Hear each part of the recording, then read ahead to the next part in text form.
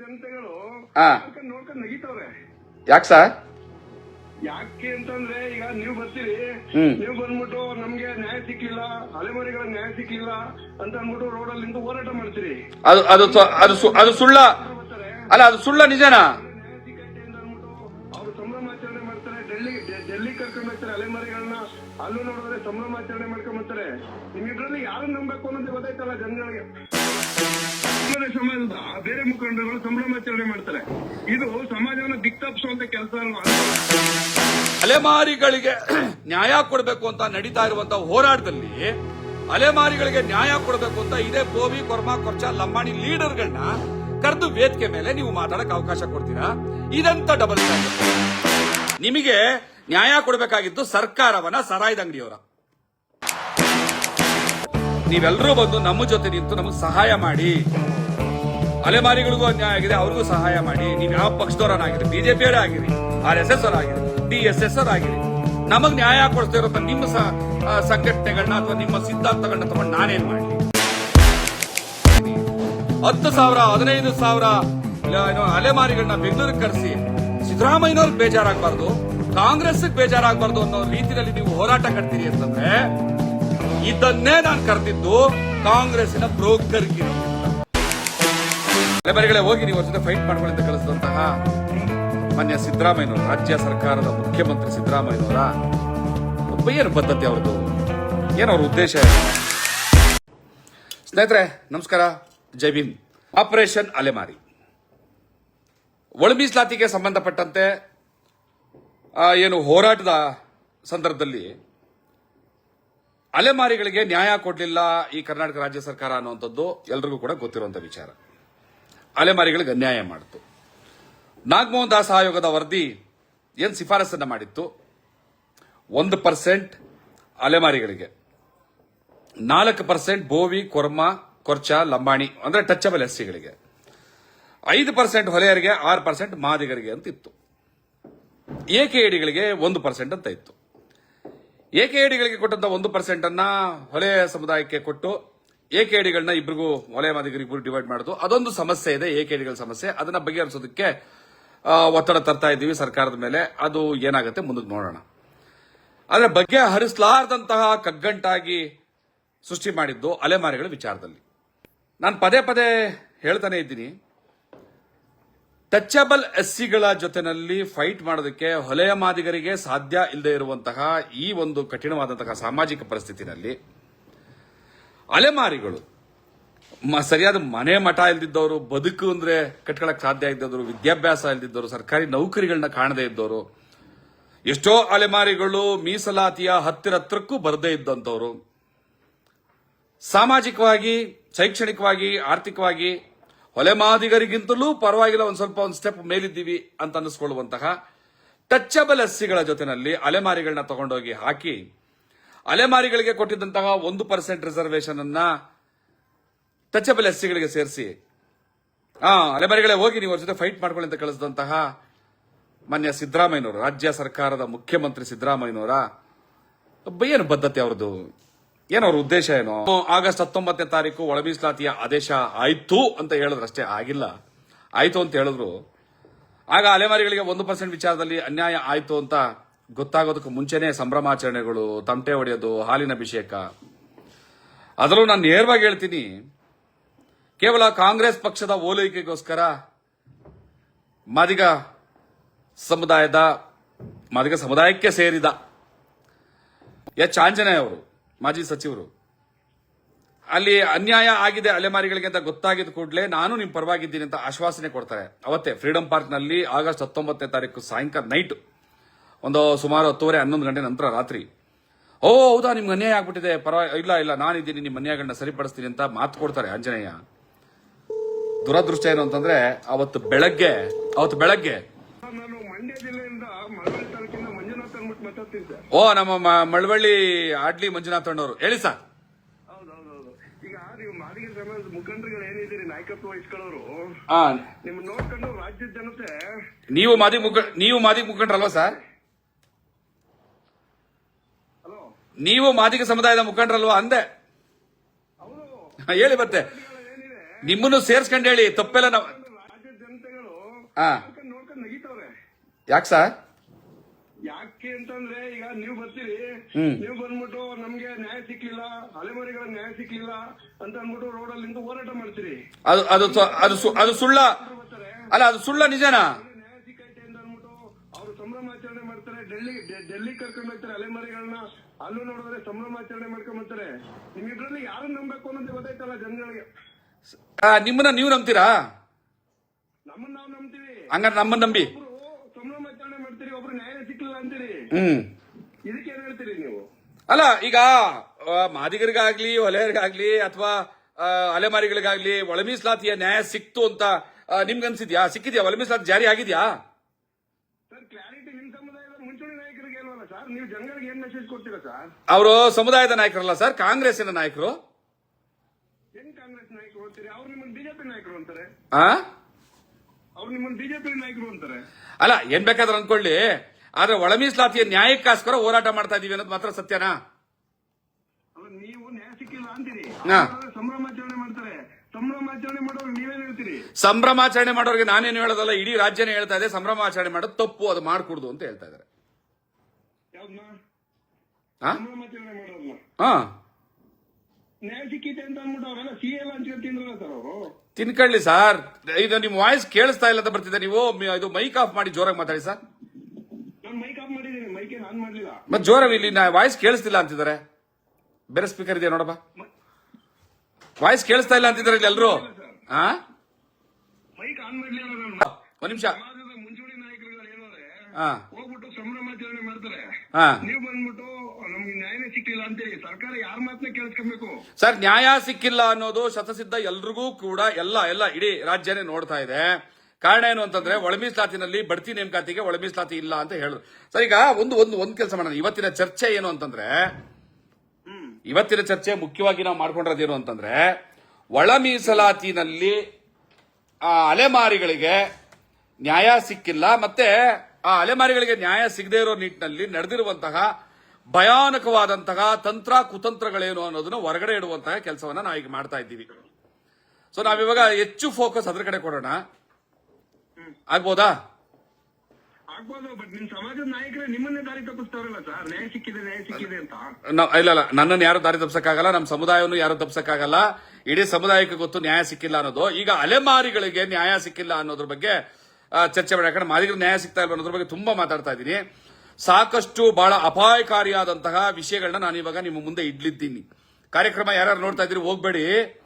ತುಂಬಾ ಅಲೆಮಾರಿಗಳ ವಿಚಾರದಲ್ಲಿ ಯಾವ ಮಟ್ಟದ ದೊಡ್ಡ ಷಡ್ಯಂತ್ರ ನಡೀತಾ ಇದೆ, ಯಾಕೆ ಆ ಪಾಪದ ಅಲೆಮಾರಿಗಳನ್ನ ಅಲಿಸೋದಕ್ಕೋಸ್ಕರ, ಅವ್ರು ನೋವು ಕೊಡೋದಕ್ಕೋಸ್ಕರ ಇಂಥ ಷಡ್ಯಂತ್ರಗಳಲ್ಲಿ ಬಲಿಯಾಗಿದ್ದೀರಿ ಅಂತ ಕೆಲವರು ನಾನು ಕೇಳಬೇಕಾಗಿದೆ.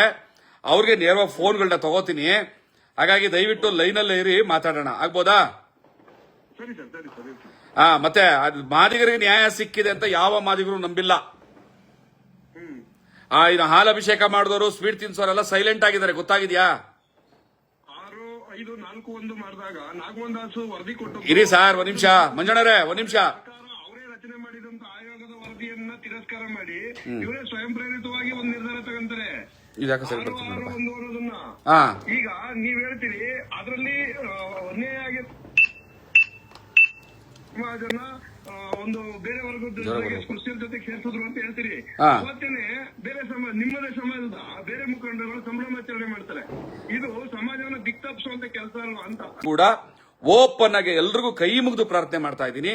ನೀವು ಬಿಜೆಪಿ ಆಗಿರಿ, ಜೆಡಿಎಸ್ ಆಗಿರಿ, ಕಾಂಗ್ರೆಸ್ ಆಗಿರಿ, ಬಿಎಸ್ಪಿ ಆಗಿರಿ, ಆಮ್ ಆದ್ಮಿ ಪಾರ್ಟಿ ಆಗಿರಿ, ಡಿಎಸ್ಎಸ್ ಆಗಿರಿ, ಆರ್ಎಸ್ಎಸ್ ಆಗಿರಿ, ನನ್ನ ಸಮುದಾಯಕ್ಕೆ ನ್ಯಾಯ ಕೊಡಿಸೋ ನಿಟ್ಟಿನಲ್ಲಿ ನೀವೆಲ್ಲರೂ ಕೂಡ ನಮ್ಮ ಜೊತೆ ಬನ್ನಿ, ನಮ್ಮ ಕೈ ಜೋಡಿಸಿ. ನಾವು ಶತಶತಮಾನಗಳಿಂದ ಈ ಎಲ್ಲಾ ಸಮಾಜದ ಎಲ್ಲರ ಆಗು ಹೋಗುಗಳಿಗೆ, ಎಲ್ಲರ ಕಷ್ಟಗಳಿಗೆ ಸ್ಪಂದಿಸಿದ್ದೀವಿ. ರಸ್ತೆ ಕಸ ಗುಡಿಸಿದೀವಿ, ಮೋರಿ ಬಾಚಿದೀವಿ, ಚಪ್ಪಲಿ ಹೊಲ್ದಿದ್ದೀವಿ, ಹೇಲೆತ್ತಿದ್ದೀವಿ, ನಮ್ಮ ಜೀವನ ತೇದಿದ್ದೀವಿ. ನಾವಿವಾಗ ಸಮಸ್ಯೆಲಿದ್ದೀವಿ, ನಮಗೀಗ ಸಂಕಷ್ಟ ಇದೆ. ನೀವೆಲ್ಲರೂ ಕೂಡ ಬಂದು ನಿಮ್ಮ ಪಕ್ಷ, ನಿಮ್ಮ ಸಂಘಟನೆ ಎಲ್ಲ ಏನನ್ನ ಇರಲಿ, ನಿಮ್ಮ ಸಿದ್ಧಾಂತಗಳು ನಮಗೆ ಬೇಕಾಗಿಲ್ಲ. ನೀವೆಲ್ಲರೂ ಬಂದು ನಮ್ಮ ಜೊತೆ ನಿಂತು ನಮಗೆ ಸಹಾಯ ಮಾಡಿ. ಅಲೆಮಾರಿಗಳಿಗೂ ಅನ್ಯಾಯ ಆಗಿದೆ, ಅವ್ರಿಗೂ ಸಹಾಯ ಮಾಡಿ. ನೀವು ಯಾವ ಪಕ್ಷದವರನ್ನಾಗಿರಿ, ಬಿಜೆಪಿಯವರೇ ಆಗಿರಿ, RSS ಅವರಾಗಿರಿ, DSS ಅವರಾಗಿರಿ, ನಮಗ್ ನ್ಯಾಯ ಕೊಡಿಸ್ತಾ ಇರೋಂಥ ನಿಮ್ಮ ಸಂಘಟನೆಗಳನ್ನ ಅಥವಾ ನಿಮ್ಮ ಸಿದ್ಧಾಂತಗಳನ್ನ ತಗೊಂಡು ನಾನೇನ್ ಮಾಡ್ಲಿ? ನನಗೇ ನ್ಯಾಯ ಕೊಟ್ಟಿಲ್ಲ, ನಿಮ್ ಸಿದ್ಧಾಂತಕ್ಕೋಸ್ಕರ ನಾನು ಜೀವ ಕೊಡ್ಲಾ? ನನಗೇ ನ್ಯಾಯ ಸಿಕ್ಕಿಲ್ಲ, ನಿಮ್ ಸಿದ್ಧಾಂತಕ್ಕೋಸ್ಕರ ನಾನು ಹೊಡೆದಾಡ್ಲಾ?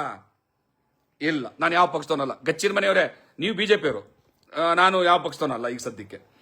ಆಯ್ತಲ್ಲ, ಗಚ್ಚಿನ ಮನೆಯವರು ನನ್ನ ಸಹೋದರು. ಆಯ್ತು, ಈಗ ಇನ್ನೊಂದಷ್ಟು ಫೋನ್ ಬರೋದಿದೆ. ನಾನು ನಿಮ್ಮ ಹತ್ರ ನೇರವಾಗಿ ಮಾತಾಡುವಾಗ ಫೋನ್ನ ಸ್ವಲ್ಪ ಹೋಲ್ಡ್ ಮಾಡಿರ್ತೀನಿ.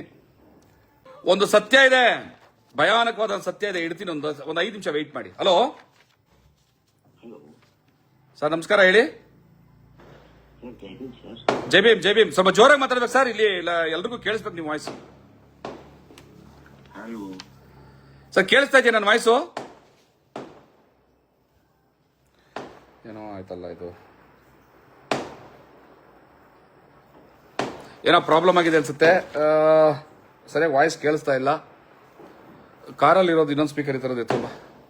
ಕಾರಲ್ಲಿ ಇರೋದು ಎತ್ಕೊಂಬಂದು ಕಟ್ ಮಾಡಿ.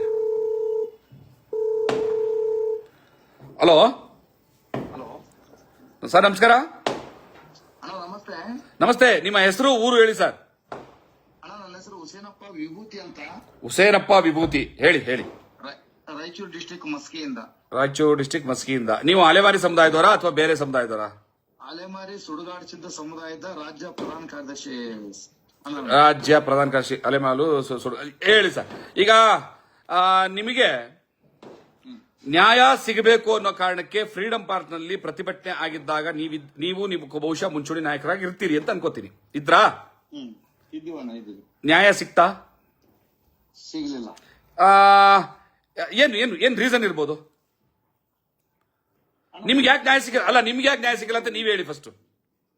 ಅಣ್ಣ, ನಮ್ದು 3 ಪಾಯಿಂಟ್ ಹೇಳ್ಬಿಡ್ತೀನಿ. ಹೇಳಿ. ನಿಮ್ಮಿಂದ ನನ್ನ ಸಲಹೆಯನ್ನು ತಗೊಳ್ಬೇಕಾಗಿದೆ. ಯಾಕಂದ್ರೆ ಪ್ರಭುರಾಜಣ್ಣ ನಿಮ್ಗೆ ಬಹಳಷ್ಟು ಆತ್ಮೀಯರು. ಹೌದು. ಕೊಡ್ಲಿ ಹಂಗಾಗ್ಬಿಟ್ಟು ಅಣ್ಣ, ಒಂದೇ ಮೊದಲನೇದು ಫ್ರೀಡಂ ಪಾರ್ಕ್ ನಲ್ಲಿ ನಡೀತಕ್ಕಂತ ಹೋರಾಟವನ್ನು ದಿಕ್ಕು ತಪ್ಪಿಸಿದವರು ನಮ್ಮ ಸಮುದಾಯದವರು ಅಂತ ನಾನು ಹೇಳ್ಕೊಂತೀನಿ. ಅಣ್ಣ, ನಿಮ್ಮ ಸಮುದಾಯದವರು? ಅಲೆಮಾರಿ ಸಮುದಾಯದವರು ಅಂತಲ್ಲ ನಾನು ಹೇಳ್ತಾ ಇರೋದು, ದಲಿತ ಸಮುದಾಯದವರು ಅಂತ ನಾನು ಒಂದು ಮಾತು ನೇರವಾಗಿ ಹೇಳಿ. ವಿಷಯಗಳನ್ನ ಹಿಂಗೆ ದಲಿತ ಸಮುದಾಯ ಅಂತಂದ್ರೆ ನೀವು ಎಲ್ಲರ ಮೇಲೂ ಆರೋಪ ಆಗ್ತಂಗ ಆಗ್ತದೆ. ಪರ್ಟಿಕ್ಯುಲರ್ ನಿಮ್ಗೆ ಏನ್ ಅನ್ಯಾಯ ಆಯ್ತು ಅದನ್ನ ಮತ್ತೆ ನಾನು ಪರ್ಟಿಕ್ಯುಲರ್ ಆಗಿ ವ್ಯಕ್ತಿಗಳ ಸಮೇತ ಸಾಕ್ಷಿಗಳನ್ನ ತಂದಿದ್ದೀನಿ. ಅರ್ಥಾಯ್ತಾ? ಇದನ್ನ ಈಗ ಇಡ್ತೀನಿ. ಈ ಸತ್ಯ ಅರ್ಥ ಆದ್ಮೇಲೆ ನೀವು ಎಲ್ಲಿಗೆ ಹೋಗಿ ತಲುಪ್ತಿರೋ ನನಗಂತೂ ಗೊತ್ತಿಲ್ಲ. ನನಗೆ ದೊಡ್ಡವರು, ದಯವಿಟ್ಟು ಹೋಗ್ಬೇಡಿ. ಇದು ನೋಡಿ, ಭಯಾನಕವಾದ ಸತ್ಯವನ್ನ ಒಂದು ಕೊಡ್ತೀನಿ. ನಾನು ದಾಖಲೆ ಸಮೇತ ಬಂದಿದ್ದೀನಿ. ನಿಮಗೆ ಏನಾಯಿತು ಅನ್ಯಾಯ ಅಂತ ನೀವು ನೇರವಾಗಿ ಮಾತಾಡಿದ್ರೆ ನಿಮ್ಮ ಅನ್ಯಾಯವನ್ನ ಸರಿಪಡಿಸೋದಕ್ಕೆ ನಾವು ನೇರವಾಗಿ ಜೊತೆಲಿ ನಿಂತ್ಕೋಬಹುದು. ಸಮಾಜಕ್ಕೆ ಅರ್ಥ ಆಗ್ಬೇಕದು. ಅದೇನ, ಈಗ ನೀವು ನೇರವಾಗಿ ನೇರ ಮತ್ತು ನಿರಂತರವಾಗಿ ನೀವು ಮಾತಿನಲ್ಲಿ, ನೀವು ಫೇಸ್ಬುಕ್ ನಲ್ಲಿ, ಪ್ರತಿಯೊಂದು ವಾಟ್ಸ್ಆಪ್ ನಲ್ಲಿ ನಿಮ್ದೆಲ್ಲವನ್ನು ಕೇಳ್ತಾ ಬಂದಿದ್ದೀನಿ. ಕೇಳಿದಾಗ ಸತ್ಯ ಯಾವುದು ಅಸತ್ಯ ಯಾವುದು ಅಂತ ಹೇಳಿ ಕೂಡ ನಮಗೂ ಒಂದಿಷ್ಟು ವಿವೇಚನ ಶಕ್ತಿ ಅನ್ನೋದು ಇರ್ತದೆ. ನಿಮ್ಮಷ್ಟು ಹೋರಾಟ ಮಾಡದೇ ಇರ್ಬೋದು, ಇರ್ಲಿ ಪರವಾಗಿಲ್ಲ. ಇಲ್ಲಿ ದಿಕ್ಕು ತಪ್ಪಿಸ್ತಕ್ಕಂತ ವ್ಯವಸ್ಥೆ ಅಲ್ಲಿ ಆಯಿತು ಅಂತೇಳಿ ನನ್ನ ಒಂದು ವ್ಯಕ್ತಿಗತವಾಗಿ ಸಮುದಾಯದ ಪರವಾಗಿ ನಂದು ವಾದ. ಏನ್ ದಿಕ್ಕು ತಪ್ಪಿಸೋ ಕೆಲಸ ಏನಾಯ್ತು ಅಲ್ಲಿ? ದಿಕ್ಕು ತಪ್ಪಿಸತಕ್ಕಂಥದ್ದಂತಂದ್ರೆ ಸರ್ಕಾರದ ವಿರುದ್ಧ ಯಾವುದೇ ಘೋಷಣೆ ಮಾಡಬಾರ್ದು. ಸರ್ಕಾರದನ್ನ ಸುಮ್ಮನೆ ಏನೈತೆ ಅಂದ್ರೆ ಮನವೊಲಿಕೆ ಮಾಡುವಂತ ಒಂದು ತಂತ್ರಗಾರಿಕೆ ನಡೀತೇ ಹೊರತು ಬೇರೆ ಏನು ಅದು ಆಗ್ಲಿಲ್ಲ ಅಂತ ಹೇಳಿ. ಈಗ ಆಯ್ತು. ಈಗ ನಿಮ್ಗೆ ನ್ಯಾಯ ಕೊಡ್ಬೇಕಾಗಿದ್ದು ಸರ್ಕಾರನ ಅಥವಾ ಯಾರಾದ್ರೂ ಸಾರಾಯದ ಅಂಗಡಿಯವರ? ನಾನು ಹಿಂಗೆ ಇದೇ ತರ ಮಾತಾಡ್ತೀನಿ, ಯಾಕೆಂದ್ರೆ ಹರ್ಟ್ ಆಗ್ಬೇಕು ಎಲ್ರಿಗೂ. ನಿಮಗೆ ನ್ಯಾಯ ಕೊಡಬೇಕಾಗಿದ್ದು ಸರ್ಕಾರವನ ಸಾರಾಯದ ಅಂಗಡಿಯವರ? ನಮ್ಗೆ ನ್ಯಾಯ ಕೊಡಬೇಕಾದ ಸರ್ಕಾರ, ಬಟ್ ಸರ್ಕಾರಕ್ಕೆ ತಲುಪಬೇಕಲ್ಲ. ಅದೇ, ಒಂದ್ ನಿಮಿಷ ಕರೆಕ್ಟ್ ಆಗಿದ್ದೀರಿ. ನಾವಿಬ್ರು ಚರ್ಚೆ ಮಾಡೋಣ, ಸಮಾಜಕ್ಕೆ ಅರ್ಥ ಆಗ್ಲಿ. ನಾನು ಸ್ವಲ್ಪ ಹೊರಟಾಗಿ ಮಾತಾಡೋದ್ರ ಮೂಲಕ ಯಾರು ನಿಮ್ಮನ್ನು ಕುತಂತ್ರ ಮಾಡಲ್ಲ ಅವ್ರಿಗೆ ಮೆಟ್ಟ ಹೊಡೆದಂಗೆ ಆಗ್ಬೇಕು. ಅದು ನನಗೆ ಮುಖ್ಯವಾಗಿದೆ. ನ್ಯಾಯ ಕೊಡಿಸೋದಷ್ಟೇ ನನಗೆ ಮುಖ್ಯ. ಸರ್ಕಾರದ ವಿರುದ್ಧ ನೀವು ಪ್ರತಿಭಟನೆ ಮಾಡಬಾರ್ದು, ಸರ್ಕಾರದ ವಿರುದ್ಧ ಘೋಷಣೆ ಕೂಗಬಾರ್ದು ಅನ್ನೋದಾದ್ರೆ ನ್ಯಾಯ ಕೊಡಬೇಕಾಗಿರೋದು ಸರ್ಕಾರವ ಸಾರಾಯದ ಅಂಗಡಿಯವರ? ಅದು ಸಾರಾಯದ ಅಂಗಡಿ ಅಂತ ಆಗಿದೆ ಇವಾಗ. ಮತ್ತೆ ದೆಹಲಿಗೆ ನೀವು ಹೋಗಿದ್ರಾ? ನಾನು ಹೋಗಿಲ್ಲ. ನಾನು ದೆಹಲಿಗೆ ಹೋಗ್ಬೇಡ ಅಂತ ಹೇಳಿ ಕೂಡ ಸುಮಾರು ಜನರಿಗೆ ಕೂಡ ಯಾಕೆ ಹೋಗ್ತಾ ಇದ್ದೀರಿ, ಅಲ್ಲಿ ಏನಿಲ್ಲ, ಕೆಲಸ ಇರೋದು ಇಲ್ಲೇ. ಇಲ್ಲಿ ಕೆಲಸ ಬಿಟ್ಟು ಎತ್ತನ ಮಾಮೂಲಿ ಎತ್ತನ ಹೋಗಿಲ್ಲ ಅಂತಾರ. ಆ ರೀತಿ ಒಳಗೆ ಎಲ್ಲೋ ಅದು ಕಾಣದೇ ಇರ್ತಕ್ಕಂತ ವಿಷಯದಲ್ಲಿ ಅಲ್ಲಿ ಹೋಗಿ ಗೊಂದಲ ಮಾಡಬೇಡಿ ಅಂತ ಹೇಳಿ ಕೂಡ ಕೆಲವೊಂದು ನಮ್ಮ ಅಲೆಮಾರಿ ಮುಖಂಡರು, ಅವ್ರನ್ನು ಹಿಂಬಾಲಿಸ್ತಕ್ಕಂತ ವ್ಯಕ್ತಿಗಳು, ಅವ್ರೆಲ್ಲರಿಗೂ ಕೂಡ ನಾನು ಕೆಲವೊಬ್ರು ಎಲ್ಲರನ್ನ ಸಂಪರ್ಕ ಮಾಡಕ್ಕಾಗಿಲ್ಲ. ಕೆಲವೊಬ್ರು ನಮ್ಗೆ ಬಹಳ ಆತ್ಮೀಯರಿಗೆ ಹೇಳಿದೀನಿ. ಅಲ್ಲಿ ಡೆಲ್ಲಿಯಲ್ಲಿ ಇಲ್ಲ, ಕೆಲಸ ಇರೋದು ಇಲ್ಲಿದೆ. ನಾವು ಅಲ್ಲ, ದೆಹಲಿಗೆ ಹೋಗಿದ್ದೇನ್ ತಪ್ಪು ಅಂತ ನಾನು ಹೇಳ್ತಾ ಇಲ್ಲ. ಆದ್ರೆ ಅಲೆಮಾರಿ ಸಮುದಾಯದ ಕೆಲವರನ್ನ ಹೆಸರಿಸಿ ಇನ್ನು ಮುಂದಿನ ದಿವಸದಲ್ಲಿ ಕೆಲವೇ ದಿವಸಗಳಲ್ಲಿ 11 MLCಗಳು ಖಾಲಿ ಆಗ್ತವೆ ಕರ್ನಾಟಕದಲ್ಲಿ. ಆಗ ಅಲೆಮಾರಿಗಳಿಗೆ ಪ್ರಾತಿನಿಧ್ಯ ಕೊಡೋ ನಿಟ್ಟಿನಲ್ಲಿ ಅಲೆಮಾರಿ ಮುಖಂಡರು ಕೆಲವರಿಗೆ ನಿಮಗೆ MLC ಕೊಡಿಸ್ತೀನಿ ಅಂತ ಒಬ್ಬೊಬ್ಬರಿಗೂ ಕೂಡ ಆಮಿಷ ತೋರಿಸಿ ಅಲೆಮಾರಿಗಳು ಯಾರು ಕೂಡ ಕಾಂಗ್ರೆಸ್ ಸರ್ಕಾರದ ವಿರುದ್ಧ ದೆಹಲಿಯಲ್ಲಾಗ್ಲಿ ಕರ್ನಾಟಕದಲ್ಲಾಗ್ಲಿ ಗಟ್ಟಿ ಧ್ವನಿಯನ್ನ ತೆಗಿಬಾರದು, ಕಾಂಗ್ರೆಸ್ ಸರ್ಕಾರಕ್ಕೆ ಮುಜುಗರವಾಗದ ರೀತಿಯಲ್ಲಿ ಪ್ರತಿಭಟನೆ ಮಾಡಬೇಕು ಅಂತ ಅವರ ಮನವೊಲಿಸಿ ಆಸೆ ಆಮಿಷಗಳನ್ನ ತೋರಿಸಿ ಸುಮ್ಮನಿರಿಸಿದ್ದಾರೆ. ಇದ್ರ ಬಗ್ಗೆ ನಿಮಗೆ ಗೊತ್ತಾ? ಹೌದಣ್ಣ, ಅಲ್ಪ ಸ್ವಲ್ಪ ಗೊತ್ತು, ಪೂರ್ತಿ ಗೊತ್ತಿಲ್ಲ ನನಗೆ. ನಮ್ಮ ಬಸವರಾಜಣ್ಣ ಇರ್ಬೋದು, ಅಂಬಣ್ಣ ಆರೋಲಿಕರ್ ಇರ್ಬೋದು, ಮತ್ತೆ ಅಲ್ಲಿ ಇರ್ತಕ್ಕಂಥ ನಮ್ಮ ಗುಡಿಮೇಲ್ ಸಾಹೇಬರು ಇರ್ಬೋದು, ಅವರು ಕೂಡ ನಮ್ಮ ಒಂದು ಅಲ್ಲಿ ಡೆಲ್ಲಿಗೆ ಹೋಗದ ಪೂರ್ವದಲ್ಲಿ ಕೂಡ ಹಿಂಗ್ ಮಾಡ್ತಾರಪ್ಪ ನಿಮ್ಮೂರು ಅಂತ ಹೇಳಿದಾಗ, ಅಣ್ಣ ನಾನು ಹಿಂಗೆ ಹೇಳಿದ್ದೀನಿ ಬಸವರಾಜಣ್ಣಗೆ, ಅಣ್ಣ ನಮ್ಗೆ ನ್ಯಾಯ ಸಿಗ್ಲಿಲ್ಲ ಅಂದಾಗ ಹೋರಾಟ ಮಾಡಿದ್ದೀನಿ. ನಾವ್ ಏನ್ ಹೇಳ್ಬೇಕು? ನಾವು ಸರ್ಕಾರದ ವಿರುದ್ಧ ಹೋರಾಟ ಮಾಡಿದೀನಿ, ಯಾರ ವಿರುದ್ಧ ಹೋರಾಟ ಮಾಡ್ಬೇಕು? ಅಲ್ಲೇ ನಮ್ಮ ಯಾರು ನಮ್ಮ ಲೋಹಿತ್ ಅವರು, ನಮ್ಮ ಸಮುದಾಯದವರು ಅಲ್ಲಿ ಮಾಡ್ತಾರೋ BJP RSS ಅಥವಾ ಏನೇನೋ ಅಂತೇಳಿ ಒಂದು ಬಣ ಕಟ್ಟತಕ್ಕಂತ ವ್ಯವಸ್ಥೆ ಆಗ್ತಾ ಇದೆ. ಮತ್ ಇನ್ನೊಬ್ರು ಏನಾದ್ರು ಮುಂದೂರು ಮಾಡ್ಬೇಕಂದ್ರೆ ನಮ್ಮವ್ರ ಅಲೆಮಾರಿಗಳ ಕೆಲವೊಬ್ರು ಅವ್ರಿಗೆ ಏಜೆಂಟ್ ಆಗಿ ಕೂಡ ನಮ್ಮವರು ಮಾಡ್ತಾ ಇದ್ದಾರೆ. ಅದರಲ್ಲಿ ಇನ್ನೆರಡು ಸತ್ಯಗಳನ್ನ ಹೇಳ್ತೀನಿ. ಅಲೆಮಾರಿಗಳಿಗೆ ನ್ಯಾಯ ಕೊಡಿಸೋದಕ್ಕೆ ಸರ್ಕಾರ ಜೊತೆ ಮಾತಾಡೋಣ ಅಂತ ಅಲೆಮಾರಿಗಳ ಸಮೇತ ಹೋಗಿ ಅಲ್ಲಿ SC ಮಹದೇವಪ್ಪನವರು ಮತ್ತೆ ಮುಖ್ಯಮಂತ್ರಿಗಳ ಹತ್ರ ಹೆಚ್ಚು ಕಮ್ಮಿ ಸ್ವಲ್ಪ ಗಟ್ಟಿ ನಿರ್ಧಾರದಿಂದ ಕೇಳ್ತೀವಿ ಅನ್ನೋ ರೀತಿಯಲ್ಲಿ ಕೇಳ್ಬಿಟ್ಟು ಕೊನೆಗೆ ವಾಪಸ್ ಬರ್ಬೇಕಾದ್ರೆ ನಾವೇನಾದ್ರೂ ನಿಮಗೆ ಗಟ್ಟಿಯಾಗಿ ಮಾತಾಡಿದ್ರೆ, ತಪ್ಪಾಗಿ ಮಾತಾಡಿದ್ರೆ ಕ್ಷಮೆ ಇರಲಿ ಅಂತ ಕೇಳ್ಕೊಂಬಂದಿದ್ದು ನಿಜಾನಾ? ಅದು ನನಗೆ ಗೊತ್ತಿಲ್ಲ. ಹೋರಾಟಕ್ಕೆ ಅಂತ ಸರ್ಕಾರ ಜೊತೆ ಹೋಗಿ ಅವ್ರನ್ನ ಗಟ್ಟಿಯಾಗಿ ಪ್ರಶ್ನೆ ಮಾಡಿ ನಾವೇನಾದ್ರು ಸ್ವಲ್ಪ ಜೋರಾಗಿ ಮಾತಾಡಿದ್ರೆ ಕ್ಷಮಿಸಿ ಅಂತ ಕೇಳ್ಕೊಂಬಂದಂತ ರಣೆಹೆಡಿಗಳನ್ನ ಕಟ್ಕೊಂಡು ಹೋದ್ರೆ ಅಲೆಮಾರಿಗಳಿಗೆ ನ್ಯಾಯ ಸಿಗ್ತದೆ ಸರ್? ಒಂದಾಯ್ತು. ಎರಡನೇ ವಿಚಾರಕ್ಕೆ ಬರ್ತೀನಿ. ಇದನ್ನೇ ನಾನು ಮುಖ್ಯವಾಗಿ ಇಲ್ಲಿ ಹೇಳ್ಬೇಕಾಗಿದ್ದು. ಇನ್ ಸ್ವಲ್ಪ ಟೈಮ್ ತಗೊಂಡು ಹೇಳ್ತೀನಿ. ಅದು ನಿಮ್ದು ಕಳೀಲಿ, ಇನ್ನೊಂದಷ್ಟು ಫೋನ್ ತಗೋತೀನಿ. ನಾನೀಗ ಲೋಹಿತ್ ಅವರಿಗೆ ಫೋನ್ ತಗೊಂಡ್ಬಿಡ್ತೀನಿ.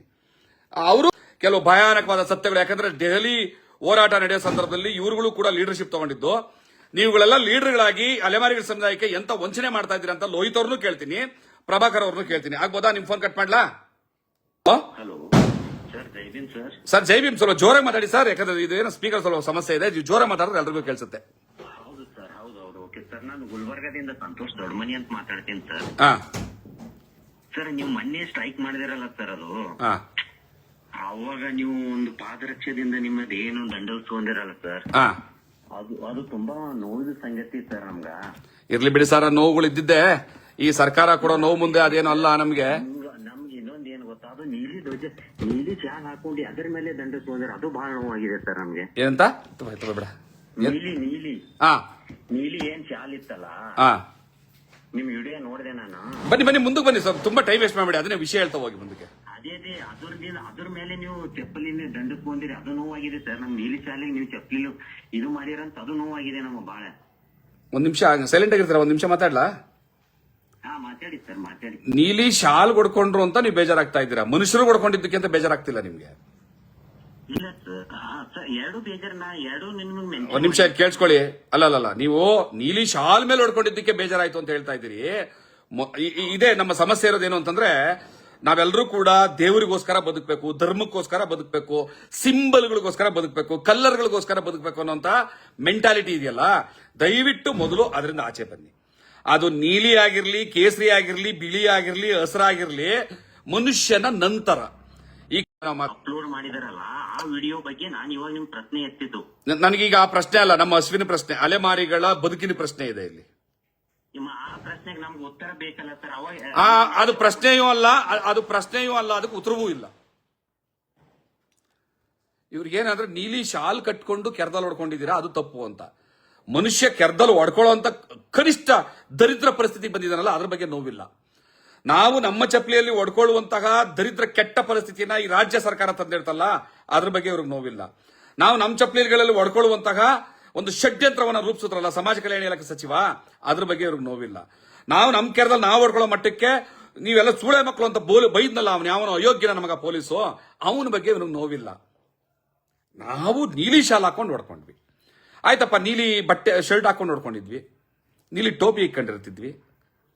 ವಿಷ ಕುಡಿದು ಮುಂಚಾನೆ ನೀಲಿ ಆಗ್ಬಿಡ್ತಾನೆ ಅಂದ್ರೆ, ಇರ್ಲಿ, ಇದ್ರ ಬಗ್ಗೆ ಚರ್ಚೆ ಮಾಡೋದು ಬೇಡ.